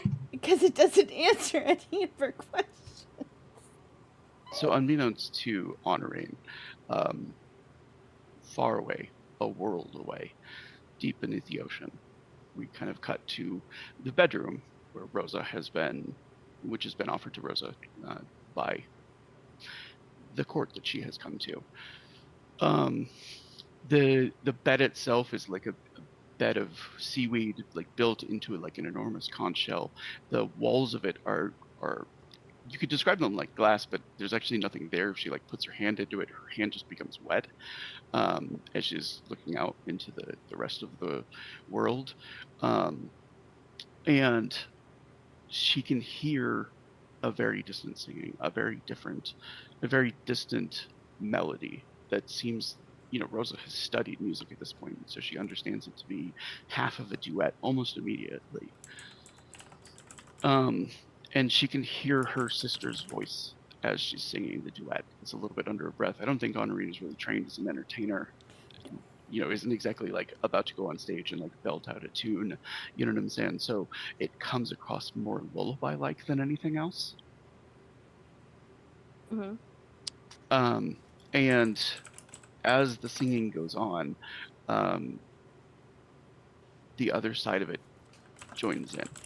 This time sung by a deeper and older woman's voice, as Mob comes into the bedroom carrying the other side of the tune, looking out the windows as she sings along to it.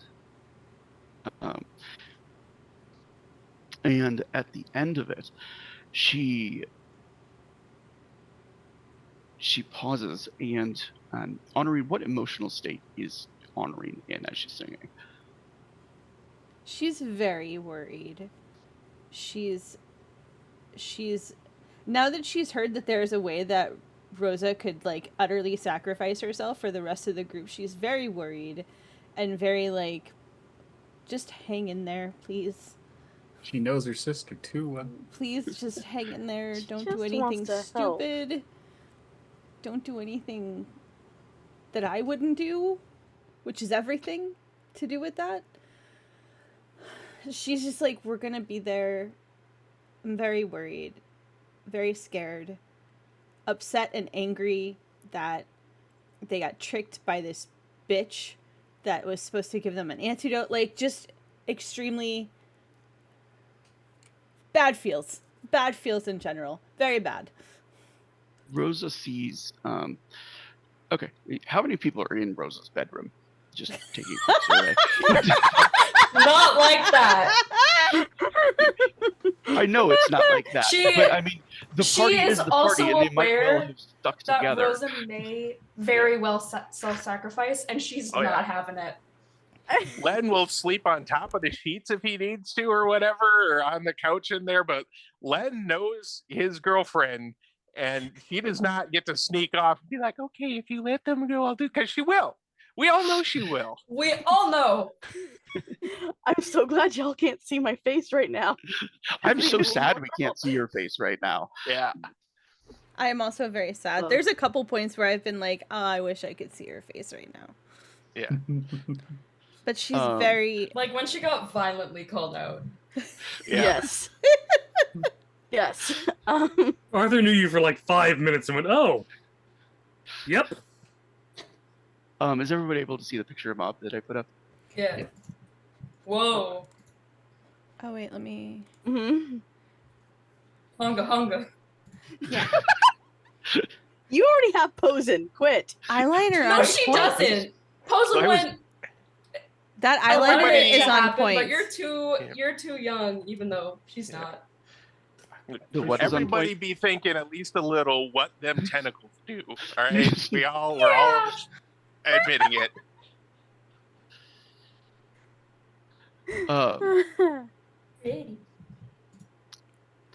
So Rosa sees all of the, and Runa and Len, since they're there. Gav's the only one who's like, oh, bedroom by myself.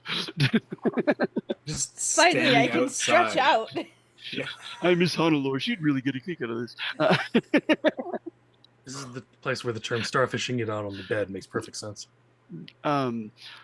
She sees all of the sort of like frustration and sadness and all of those emotions that Honorine is experiencing as she's singing. She sees them reflected on Mob's face. Does that make sense? Mhm. Um, Rosa's very confused, but she doesn't voice that.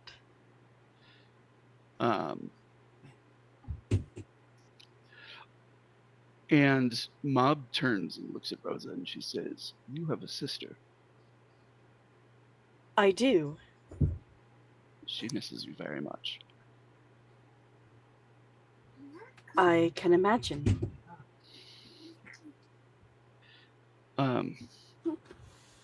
She smiles and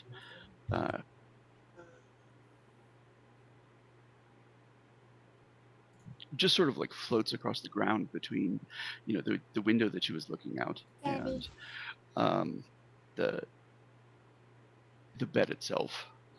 Looks to Runa and Len. I think probably at this point, like nobody's like bedded down to sleep. They're just kind of like there to like talk. And Hi, Bug. yeah, She can't hear you guys. no, that's fine. And she looks at Rose's face and she says, "Your sister reminds me of someone I lost a long time ago." Oh.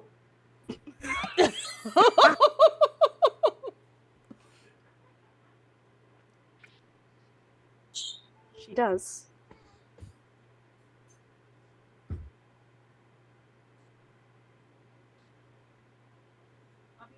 And she studies Rose's face for a while longer. Get it. It's a very pretty face. She says, "There's a great deal that I would give to see my sibling again."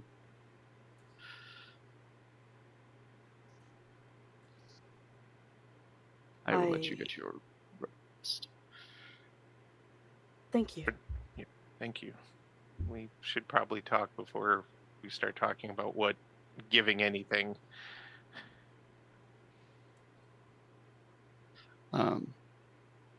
And she reaches towards the like the kind of, it's not glass, but like the water wall, and she touches it, and the image shudders, and you see Arthur and Honorine and Hans and Mac sort of like gathered amongst your sleeping bodies. You can't hear what they're saying, but you can see them talking and like working and everything that's happening as they're making their preparations. Oh God, they're coming here, aren't they? Are they coming here or trying to bring us back there? Looks like a little bit of both. Honorine's got her fingers like laced between Rose's fingers on the bed as she's singing the lullaby to her. This Rosa doesn't- will actually like try and like kind of clench her hands. Yeah, Rose's fingers close around Honorine's. Arthur, while making the potion, also looks very nervous for some reason. Like, I get the feeling that whatever's going on here isn't something somebody just tipped some syrup down one of our throats and we're suddenly back where we should be. Honorine leans forward and whispers very quietly into Rosa's ear, "We're coming. I'm coming for you."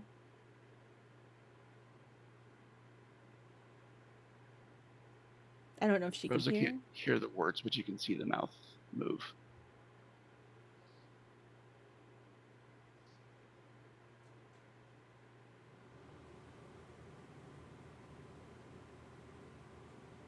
We'll figure out how to get back. We will, but no deals with anybody unless the whole group agrees. I'm just not for any specific reason, my love. I'm just kind of saying that just, as a general blanket For yourself as statement. well. Yeah, of course. For yourself as well. Yeah. Absolutely. He's going to kind of take Rose's hands in his and give them a little squeeze, and he's going to say quietly, "Just don't, please. We, and not just I, we know you're getting better at this, but we also know it's kind of a knee-jerk reaction to offer yourself up for the Don't good of try the to be group. the hero. I promise They not to have- try to be the hero either." They haven't even offered any type of deals anyway. What if they Not- don't? Not yet, but you didn't find that whole "I would give anything to see my sibling again" little hook dangling in the She's conversation. still right here. Is she still there? No, Just- no, she's not. But Okay. Len would have said it anyway. It'd have been one of those kind of like a verbal. um, Len is Len. Oh, I'm- much yeah, I know the kind of Okay. shit you're up to. So I'm rolling this to see if she caught it. Oh my god, okay. Never mind. Yeah, she knew exactly what she was doing. Yeah, no. Did we see? Are we all seeing the like little mirror thing? Like we can see ourselves. well, you can see your bodies there. So we would have seen Rosa clench her hand around Yeah. Honorine's. I'm gonna clench my hand around the coin. You can kind of see like your hand has already been closed around it. You can see your hand like tighten a little bit, but it doesn't seem to be like harming you or doing it. Like there isn't a reaction to it. Does that make sense? On the other hand, Honorine's reaction to the squeeze is like she gets all teary again. Len's just gonna try and squeeze those glutes a little. I mean, he's worked hard for that ass. Let's just see what it does from He the farts outside. a little. No farting. That's not There's a classy. terrible smell in here. Why is that? Don't distract him, But not- honey. We need to concentrate. Badachi food has a lot of garlic in it. What do you want from me? I want to cut over to Gav. Gav has like had his own place or his own room. Everybody was offered a room. You know what I'm saying? But I think Runa and Len just glommed onto roses. So, but these are all like it's probably larger than some of the houses that Gav has seen in Freeburg. The one room that he has, enormous bed, attendants outside to like bring him things should he ask for it. They brought some like dinner in earlier.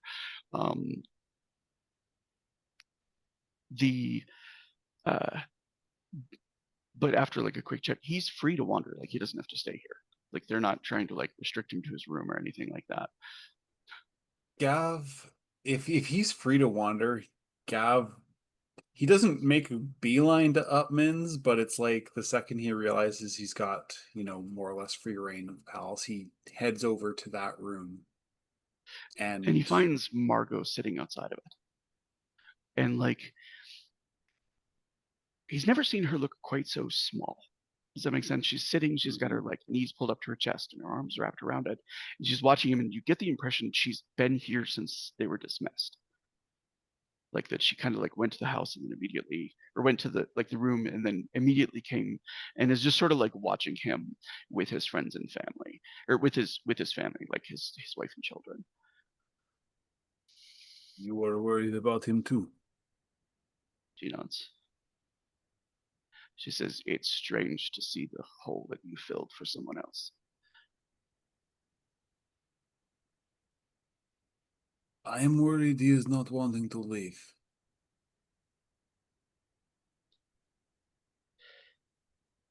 She says, "The Upman I know would not want to live a lie." He's not lied to him, though.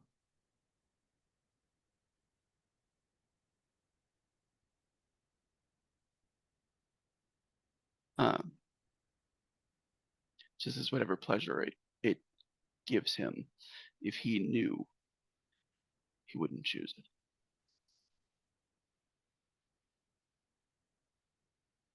The difficulty would be convincing the lady of this house.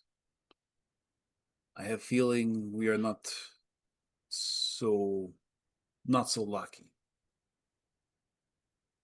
She says, "I would choose it."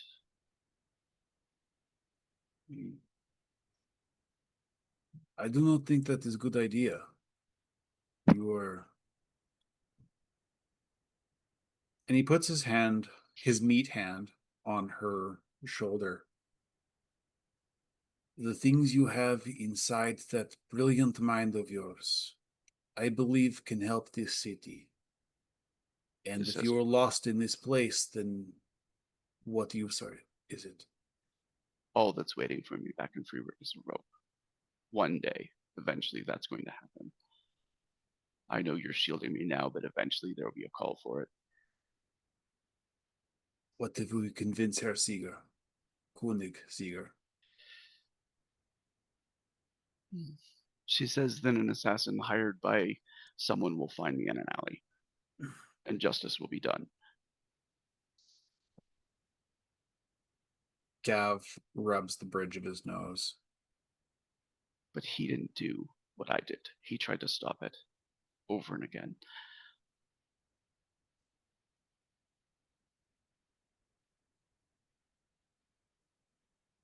This is...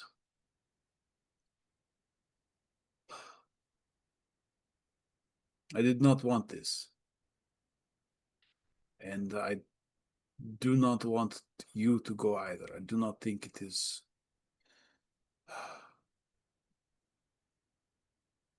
The city needs all the good people it can get.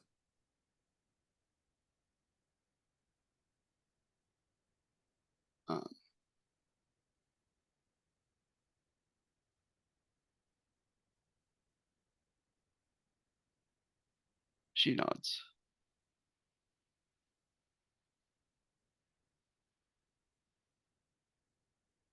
She says, "I'm just saying that if it comes down to it, I would take that trade. There's a lot of good he can do for the city, too. Da. A lot more than I think I can at this point." We shall see.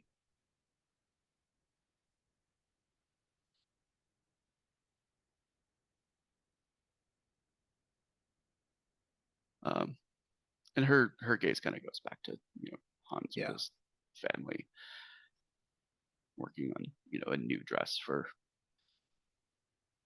a beautiful she that's there.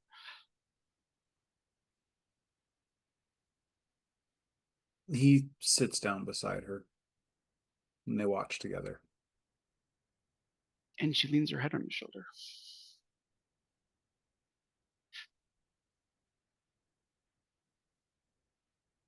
We will try to save him. I promise you that. She nods.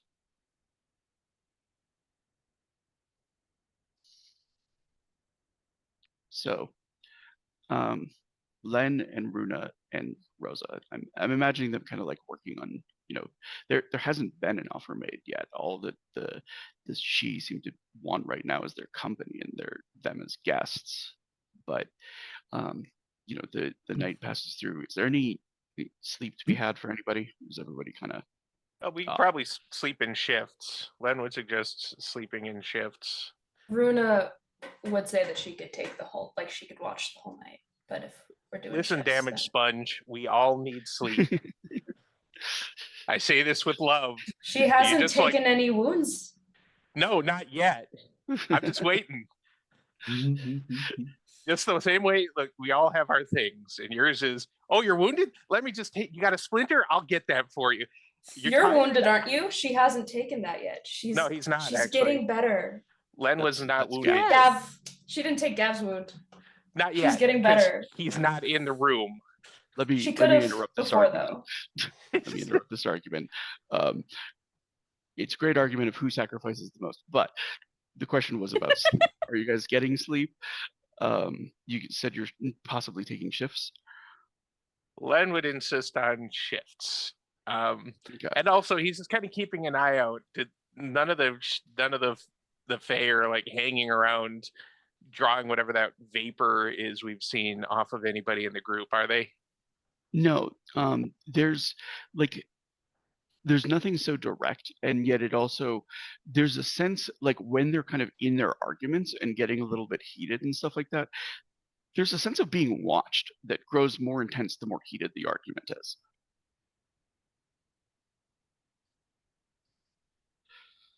Quick, slap me in the face and call me a bitch. We'll see what happens next. Look, I don't need to get involved in foreplay here, Arthur. Thank you. I totally don't care, but yeah, Len's and he'll take first shift. So the dreams are kind of familiar to Len. He's been an otter before, but he's never been like a deep sea creature. And so the feel of like swimming through the deep ocean is like without like the need for going up for oxygen and feeling like your lungs transform, not lungs, but your gills transforming like water into air is a unique one. And it's like being part of a school, it's all like unique for Len, but not so unique because he's used to like having dreams of like being his different spirit animals. Yeah. His different spirit skins, I should say. And so like when he comes to it doesn't feel that distinct. Does that make sense? Other than that, like when he wakes and I'm just gonna assume that there's like a little bit of like a walk out in like the hallway, like stretching before kind of going on shift and watching over others. There's a particular she like in the hall that looks to have some of the same features as the particular type of fish that Len wants. Does that make sense? Mhm. And just sort of gives Len a nod, like a nod almost of like understanding. It doesn't seem it seems like grateful more than anything else. But nothing beyond that. I'll nod back and just kind of chalk it up to Fae bullshit. Whatever's going on here, he's much more comfortable with his native or Syrn magic, where it's you're either a bear or you're not a bear. Or you're bearing arms, but that's about it. Otherwise, he's gonna kind of hang out and He trusts Rosa not to sneak off and offer the deal. It's, as long as we're all kind of around to remind her why she should not do that, he's going to trust her on that. So he'll then tag in whoever else and kind of just sit and exist in his own skin for a while, completely himself, and watch the ocean. When Runa sleeps, it's she has the same sensation of like being a creature of the deep. In her case, though, she's not a fish; she's a whale. She's like one of the creatures that is beyond like danger. Like sharks don't attract. Do you know what I'm saying? Like and there's the constant like song of the deep that goes back and forth between her and her podmates that almost reminds her of like the way the crew of the Vestin would like the Vestin ships would sing as they like row or sail, like keeping themselves together and in time. And at times she kind of like she feels them pass under the shadow of ships and how small they are. Like there's an awareness that they could simply like rise in the wrong place and tip them over, and almost a sense of like treating them carefully. They don't want to do that. And the world sort of being created around her by the reverberations of that song and being able to see it when her eyes themselves can only kind of see dimly and not very far. But she still is an enormous sense of like herself, her place, the other parts of the pod, and it's refreshing, and it's a sense of belonging to a crew again in a way.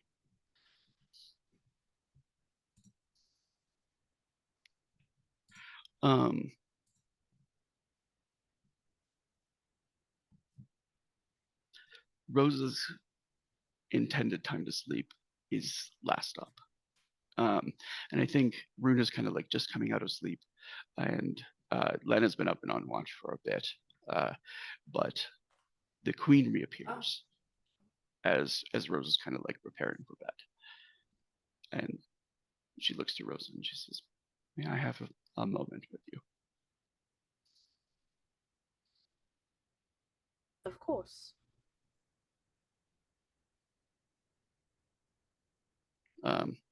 And she moves to like head out onto like the rest of the palace, like out of the room. She's not walking; she's like being moved along by her tentacles, but she's doing it at a slow enough pace that like Rosa can keep up without moving too quickly. And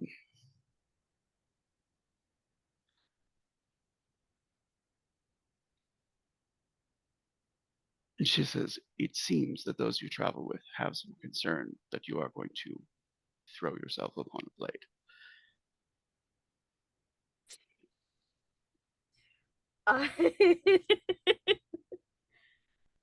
I am Vodachi, and it is unfortunately put into us from a very young age to do such acts.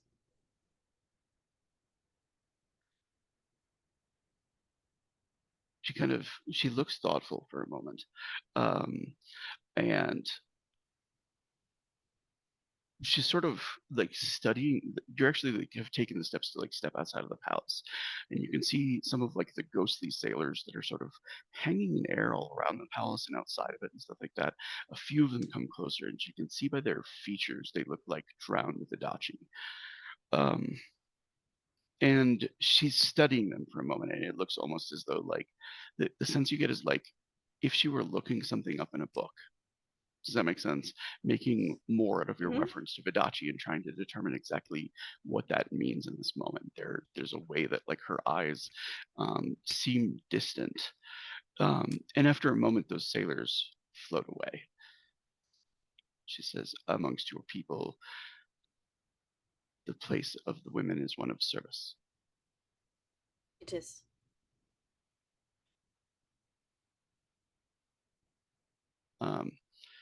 She nods in understanding.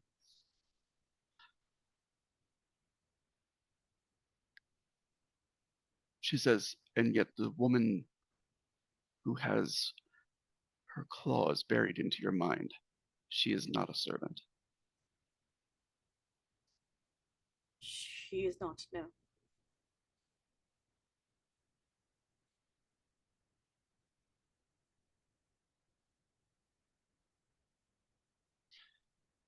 Do you wish for freedom from her?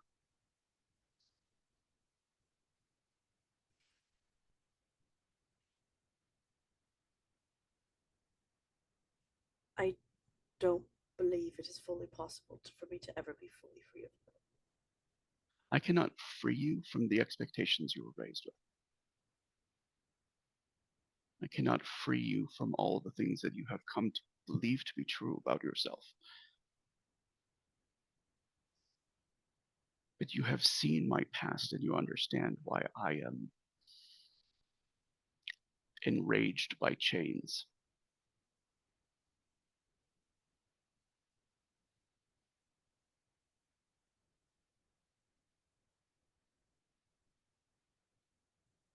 I do understand.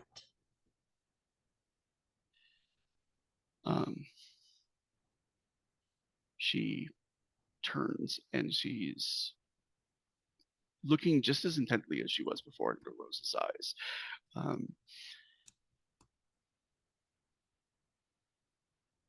I cannot free you from shackles without creating pact of my own.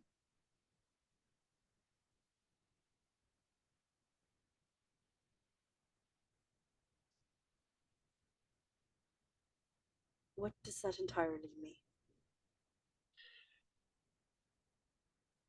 She says it means that the sorcery in your blood can be supplanted by a gift that I can offer.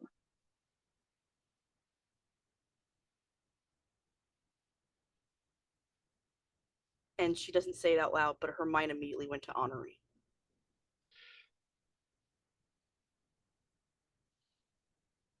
She says, I cannot deny it will never be as powerful as the gift you have now. What you have has been molded and refined by generations. And doing so will certainly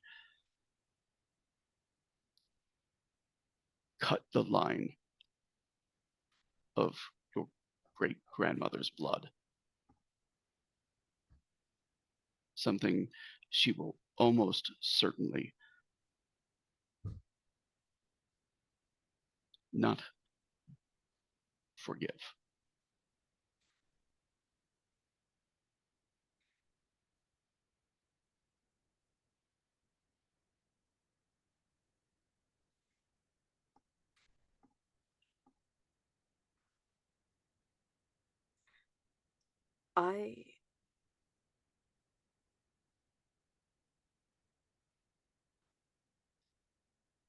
I would need some time to think.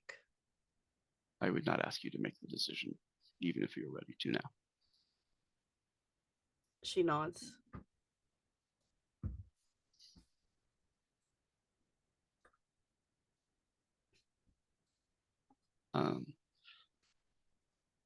And she kind of pauses and she looks up and away, and her gaze turns like back towards the palace where you see like Merith coming up and out of it.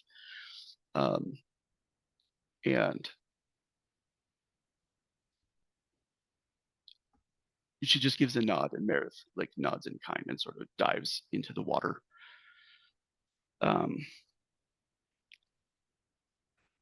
And to flash and kind of cut back over to our others, Arthur, Hans, Honorine, who is drinking the potions now that they are concluded. Yeah, Arthur is. Yeah, I think we're kind of all in on this one, from my understanding. All right. The first arrival as you come through.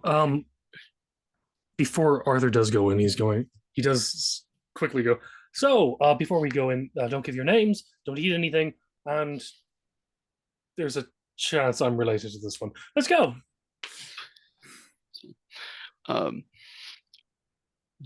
When you go through, when you like fall asleep, it's a matter of like relaxation and stuff like that. So it takes a little bit, and people kind of fall asleep at slightly different rates. The potion doesn't put you directly to sleep. Whoever's the lingerer, Mac, is kind of like, close your eyes, go to bed. But when you come through, it's a crash into a world that is like free of senses. You fall into water, but you don't feel wet. You don't feel cold. The world that you're surrounded by is nothing but waves and the giant tower floating on the water. It doesn't bobble with it. The waves go up and down it. And when you go under the water for a moment, you can see that the tower itself extends as deep below as it does stretch above. But the realization, like there's some moments of kind of like, okay, we definitely don't need to breathe, but it's a panic to affirm that. Does that make sense? Because you have to be underwater and try to take a breath.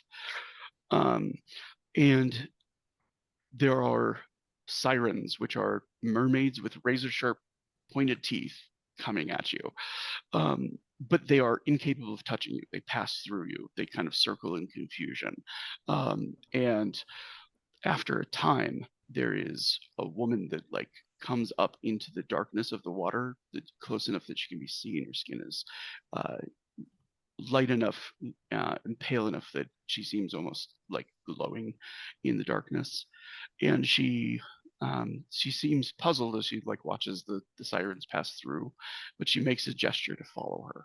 And Arthur recognizes her as Mareth, the enemy of Queen Elaine in the court, murderer of many knights that sit on Elaine's table.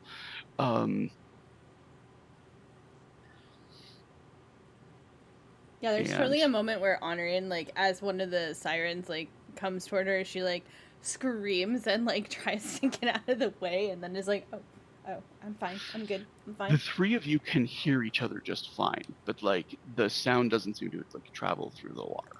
Does that make sense? Honorine, would you do me a favor? It's very loud.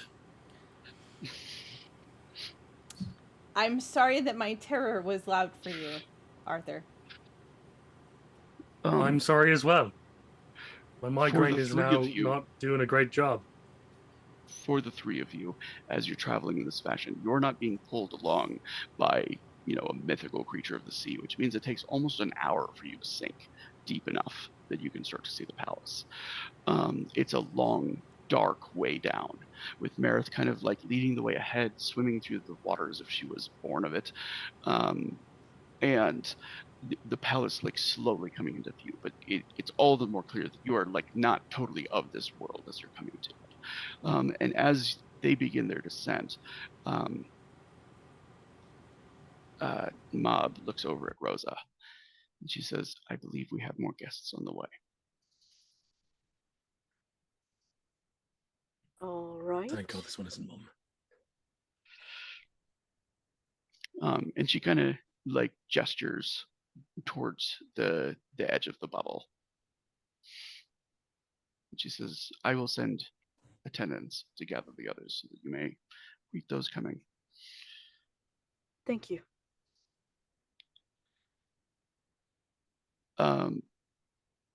The question is asked, do they look like they do in the flesh, or is the Matrix style vision of themselves? It is definitely more towards the latter. Strong self-esteem and also self-doubt are revealed here. So if there's any changes to the appearance of your character that you think are noteworthy, I want you to describe them.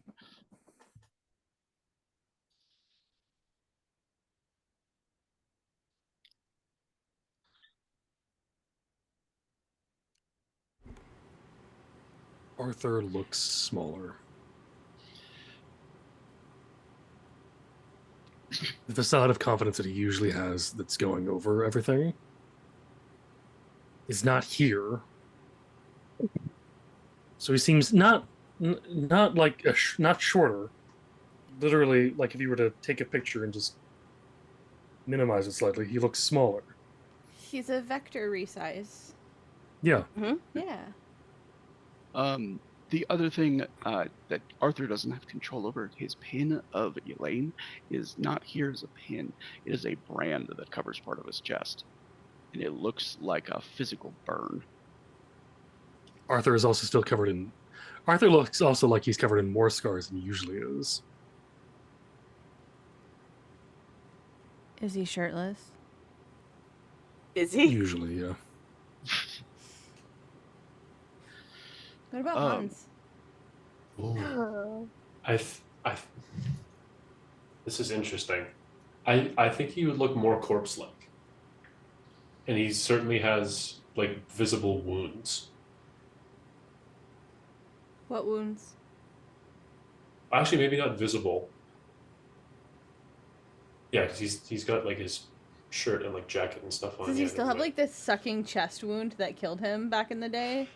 Oh yeah, Yeah. That's back now. That's like fully. Like he's got a giant hole in his chest if he were to not have clothes on. Honorine can even actually both Honorine and Arthur can smell the scent of amber from Hans. The smell of tree sap.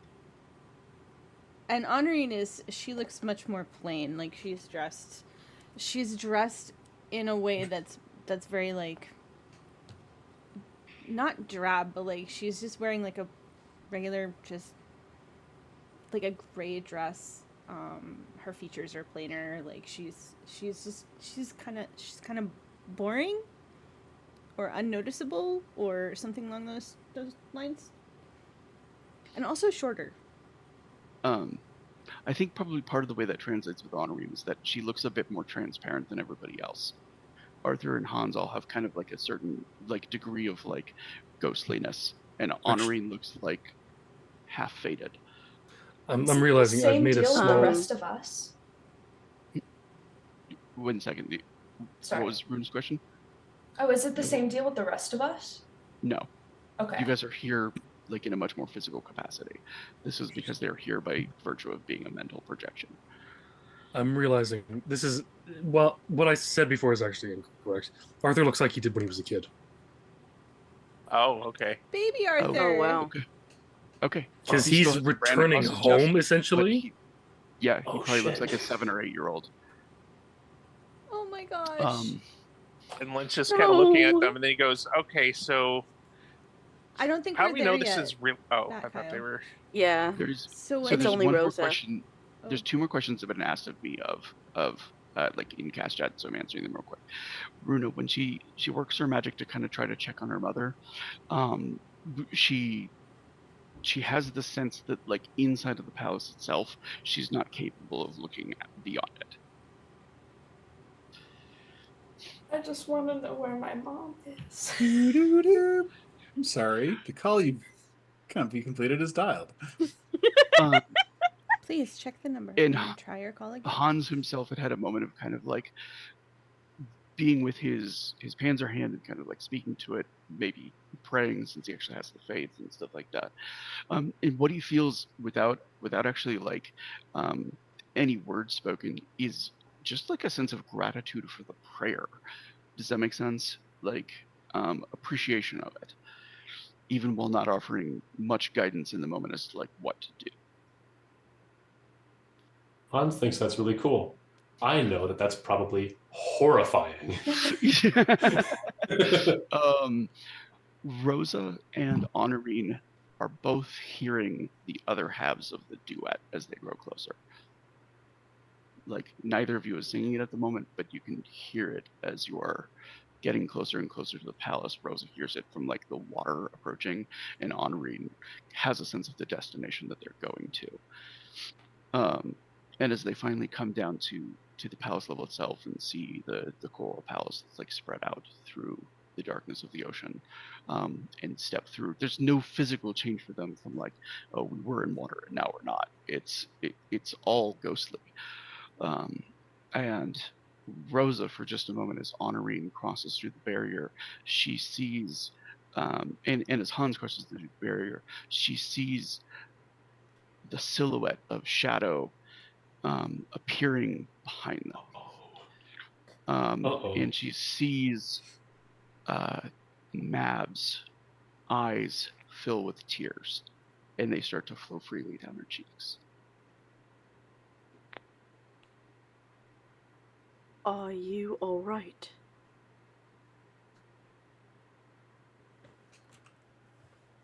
And she's talking to Mab.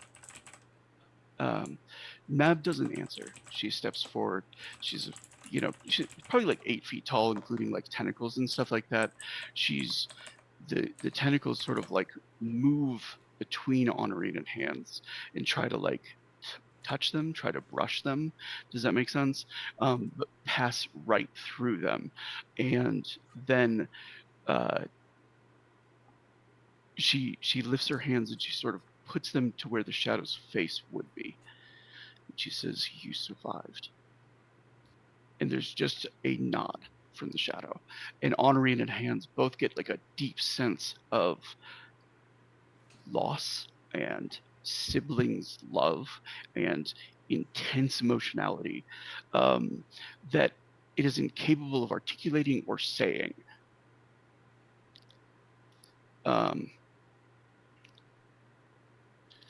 And Gavin mentioned in chat, we also saw him die. No, you saw him flee.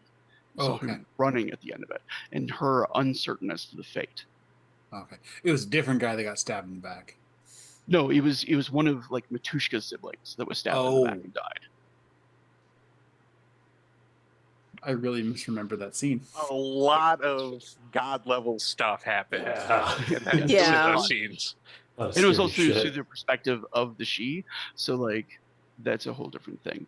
But like Arthur recognizes Mob by description. Does that make sense? Like the Queen of the Seelie, the person you never want to meet, or you are absolutely fucked by every Avalon lore. Like, you know what I'm saying? Like Mob's retribution sinks fleets, and she's openly crying, and like, and Honorine and Hans can kind of feel like a reverberation of like raw emotion through the shadow. I check where the if I look where like the tentacles are floating, do I see shadow as well? You Is that see visible them to me? like passing through, and both of you, like as you turn, you can see like the silhouette of like the shadow man and roots and trees and like branches like emerging from it. And his own hand lifts and sort of like passes through where her face might be. And there's the same sort of melancholy about it. And we can now at this point have like Gav and Len and Runa, like they're all kind of coming to join this moment of seeing Queen and Shadow Thing. Hi, Auntie. You're always involved in the weirdest shit. Rosa is actually going to look at Honorine and Hans.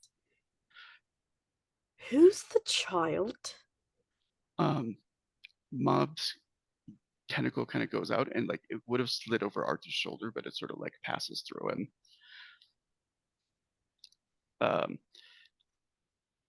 And Mob smiles and says, "A changeling taken long ago and now returned." Yeah, please don't tell Mom. Mob smiles and says, "I will tell her when you are gone and return to the world of the living, because nothing will irritate her more." Honorine tries to hug Rosa. They pass through each other. And she also, I was muted. I was muted before, but she also tries to say to Mob, like, he misses you so much. Mob says, "And I miss you too."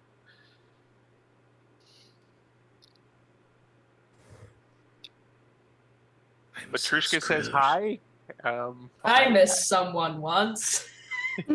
She doesn't say that. Rosa absolutely walks when Len shows up, like grabs his hand, because she's gonna have to talk to him relatively soon. Excuse, sister is trying to hug you right now, standing in front of your face, and you're reaching for You're Len. a ghost. You're a ghost. I can't touch you right now. You could try. There's like a sensation in Hans's mind. It is a request from the Shadow Man to speak through Hans, but like it is done with the pure knowledge that like doing so is not going to be easy for Hans, and there is going to be some recovery required afterwards. But he will not do so without his permission.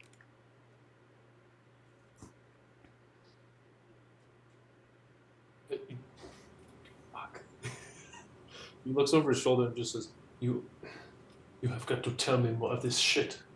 You have some explaining to do. Honorine looks over at Hans. And he'll Are just you like okay? silently nod and accept the request. For a moment, Hans kind of floats, and then you see that his armor, like he's like partially armored, right? Like there's like one arm, one leg. Yeah. Um, He's got the stuff that like and- hangs around most of the time. Yeah.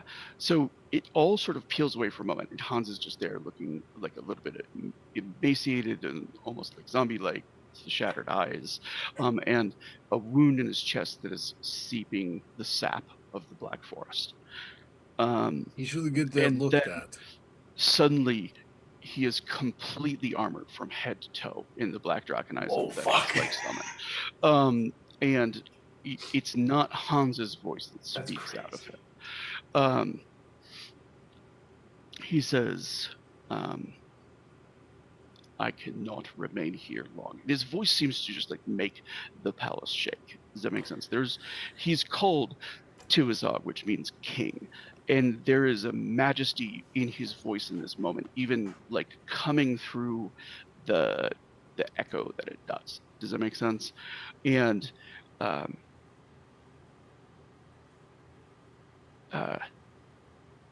he looks to his sister and he says, these are my chosen, and these are their allies. No harm may come to them. And Mab like nods. She says, it was never my intent. Arthur is panicking around the floor, having heard that his mom's going to be told where he is. Oh no. He Seeing the small child panic, Rose is going to try and like make him feel better. yeah, she's Because not no able one to has told touch me him. who this child is. Runa like offers her hand because she knows how to deal with Brandy. So she's trying her hand at dealing with Arthur, I guess. Let's just He's gonna be like, I'm rocking pretty back sure and forth. that's mini Arthur because we've got Honorine, we've got Hans, and Arthur was there, and we taken the drink. So Honorine. Yeah, and Len and Runa were there when the drinks were taken. So Honorine's gonna also kind of kneel next to him and just be like, Arthur, it's okay. Arthur. and she is actually able to touch Arthur. So she's Like, able smooth to his back. feel his. Mm-hmm. Yeah. Just You're one of rocking us back there. and forth. you might be you might drink a lot, you might fight a lot, and you should probably get tested. But you're one of us, and I don't care who's coming for you. They're not taking you. It's her No sister. one's- Yeah, and we live by the Wachtturm. Let's see how well that goes for her. And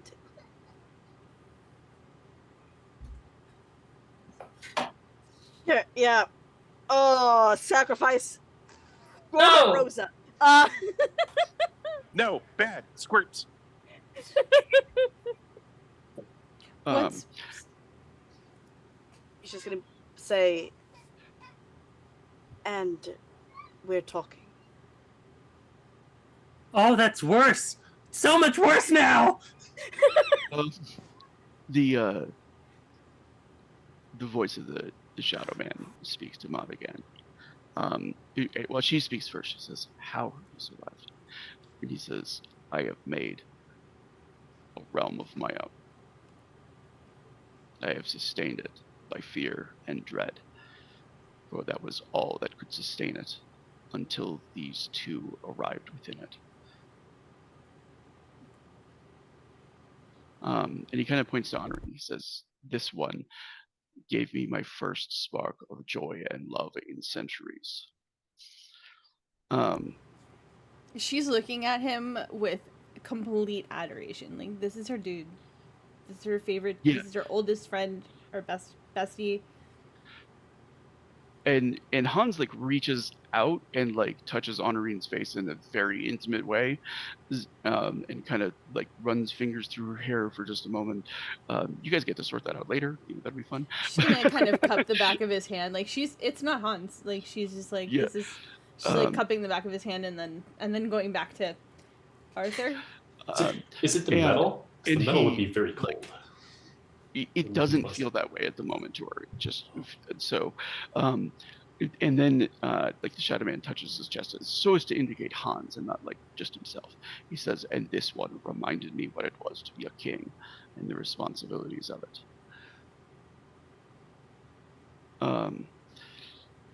Mob kind of nods in understanding, and she says, "You are all my guests, though some cannot stay as long as others."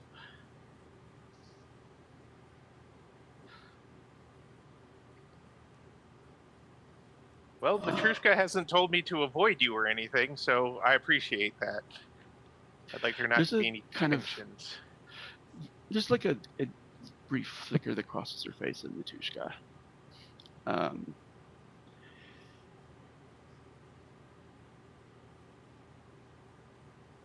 She says, "We are at an understanding with our jailer.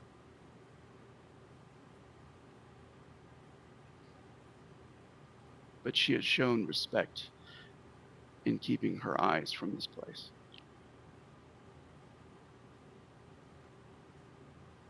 And so I will not speak ill of her now."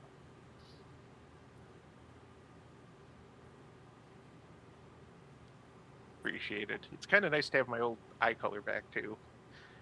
Like I've learned to love the green, but Mob kind of gestures to everyone and she says, "You are invited to dine with us. I will return you afterwards." And she says both of those things, like, "You're invited to dine with us and I will return you afterwards." So Okay, maybe Arthur's understanding is like, it's probably just a meal.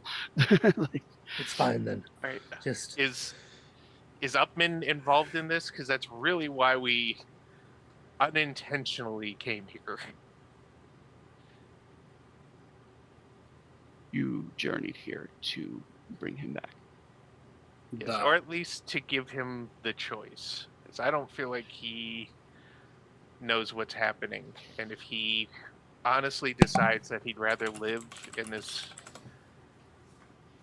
odd little fantasy for the rest of his days, then I will not stop him. But I need to hear him clearly and decisively say that is what he wants, without any glamour and without any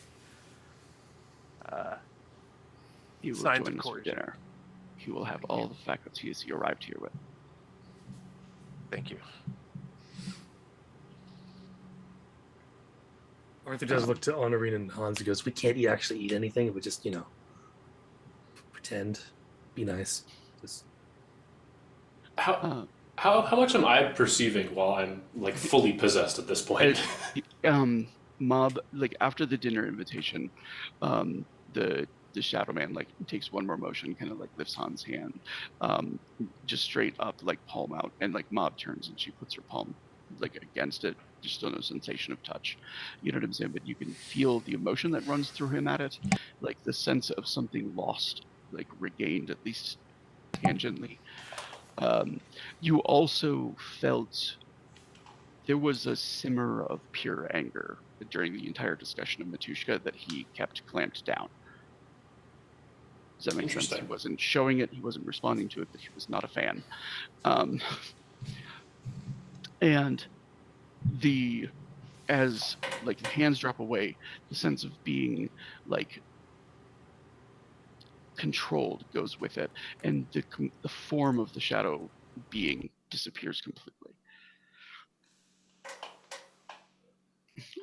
For Hans, the moment is like almost like a heart attack. Like the moment he's gone, it's just like an immediate clutching. Like for a moment, you exactly feel as if you've just been run through with a blade again. Like there's all the moments of your death, and then like it suddenly stabilizes. You're suddenly okay, as if it takes a memory thing to come back. So for now, we're not. That was. Oh God, that was fucking weird. 10 minutes out of close. just quick out of character. We're 10 minutes out of close. I'm good with going a half hour later if people want to. I don't think that'll give us the time to get completely through the dinner. So I'm giving people the option of like we can close in 10 minutes and just have the whole dinner be next session, or we can start to get into it. Quick vote. Close in 10 minutes. I'd rather spend an entire session on dinner. Yeah, let's Yeah, that's close in true. 10 minutes. Yeah. Yep. Okay. All right. So we're just gonna have like a few more minutes as like people are coming inside. A massive banquet table is being set. Mob is like leading the way, and there are, Hans particularly seems to kind of feel that she's still resonant with all of the emotion of that. Does that make sense? But she's moving amongst the others, amongst like Runa and Len and Gavin and Rosa, and just sort of like brushing them with her tentacles as she goes by. And Meredith is like falling in step. Honorine is 100% looking after her boys. Like, she's like checking on Hans. She's got her arm around Arthur. Like, she's big sister right now. I don't know. Arthur does look to Meredith, no, and goes, I do have to tell them where you are. I don't get out of that. I have Who's to. that? I promise Elaine. I promised Elaine I won't do anything. I'm not supposed to do anything, but I do have to report this all on my thing. Meredith looks to Arthur. She says, "I would love it if you told my mother where I was." Cool. So we're on the same pissing off parents page that she's on. Great. I hate this. There's like a bit down rage in her voice. She says, "Your mother, for all that she was capable, loved you deeply. Mine threw me away for power." My mother kept me in a box and didn't let me go forever. I'm certain she loves me, but she's just scary. That's not going away. I wouldn't want your Honorine mother. squeezes Arthur's shoulders. And now she knows where I am. She's gonna come back for me. Mav kind of looks back. She says, "I'm not going to tell her where you are out in the world. I'm going to tell her that you were here." Okay, I feel better now. Let's all eat.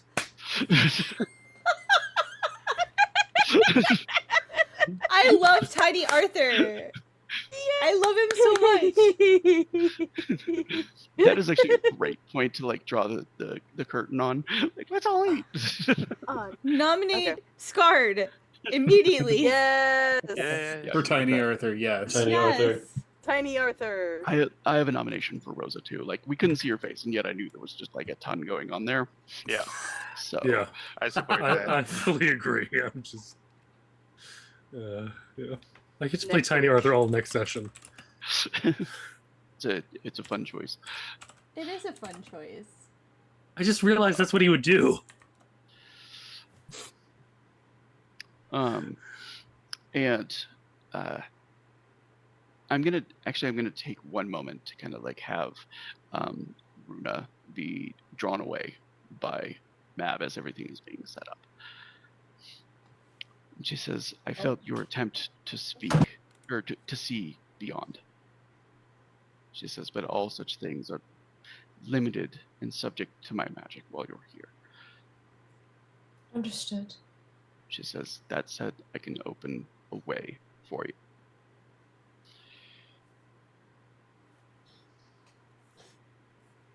Or I can simply show you what you wish to see. I just miss my mom. I can feel that.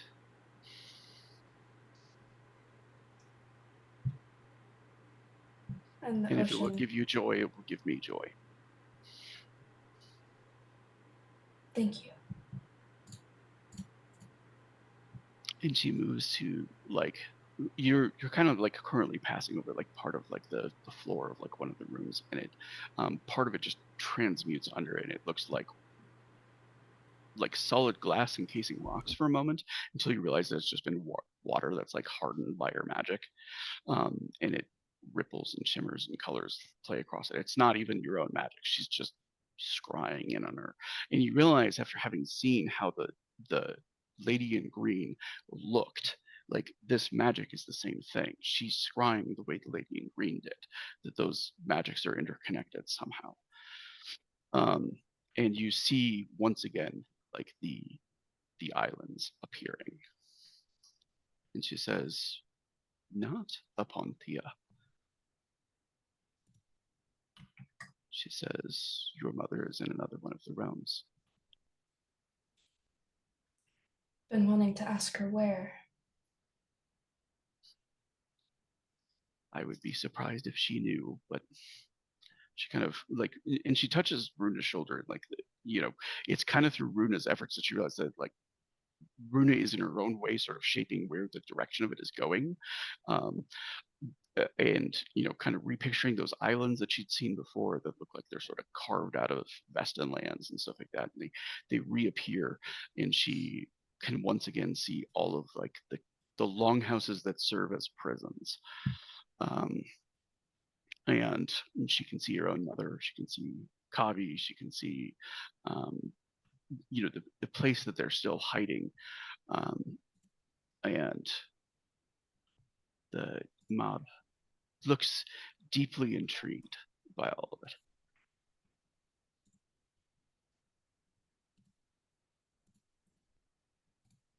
I'm gonna try to talk and get her attention. Just this time, unlike with your own abilities, it doesn't look like she can hear. Does that make sense? It doesn't look like she's aware that she's being watched. And she's going through the process of like making the same kind of dinner that like first drew Runa's attention when she walked by the Jairus's, like the boatman, because it smelled so familiar. She's making something nostalgic, and you can see that like there's fish being butchered, and butchered is really the right word, because your mother is many things, but she's not a good cook. And you can tell from her face that she kind of like realizes partway through that she's left critical organs still in the fish as it's being cooked, and like the smell of it is quickly kind of permeating the whole place, and she like dumps a lid on top of it, and then like dumps what cover she can so the smell doesn't spread as the smoke is like going up, and Kabi's like trying to like, no, what are you doing?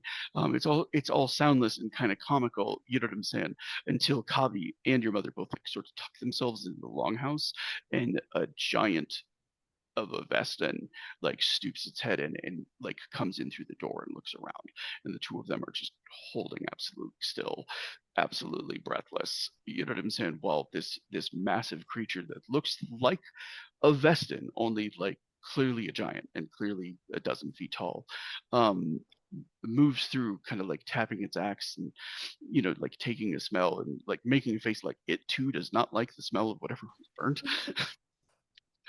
And then kind of like it shoves its axe through some of like the ruined ground and grass and whatnot from like where the prison was, and covers its nose and turns and like heads out, clearly ascribing whatever thing it smelled to that. And you see like your mother and Kavi both kind of she does with them.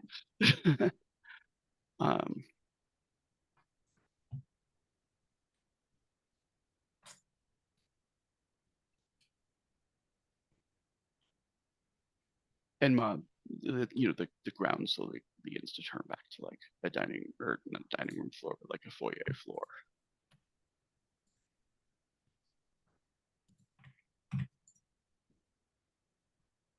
Thank you. She says, you're welcome. And she turns and heads back into the dining room, and that's for real where we'll drop the curtain, like Rune's kind of looking down at the floor. And so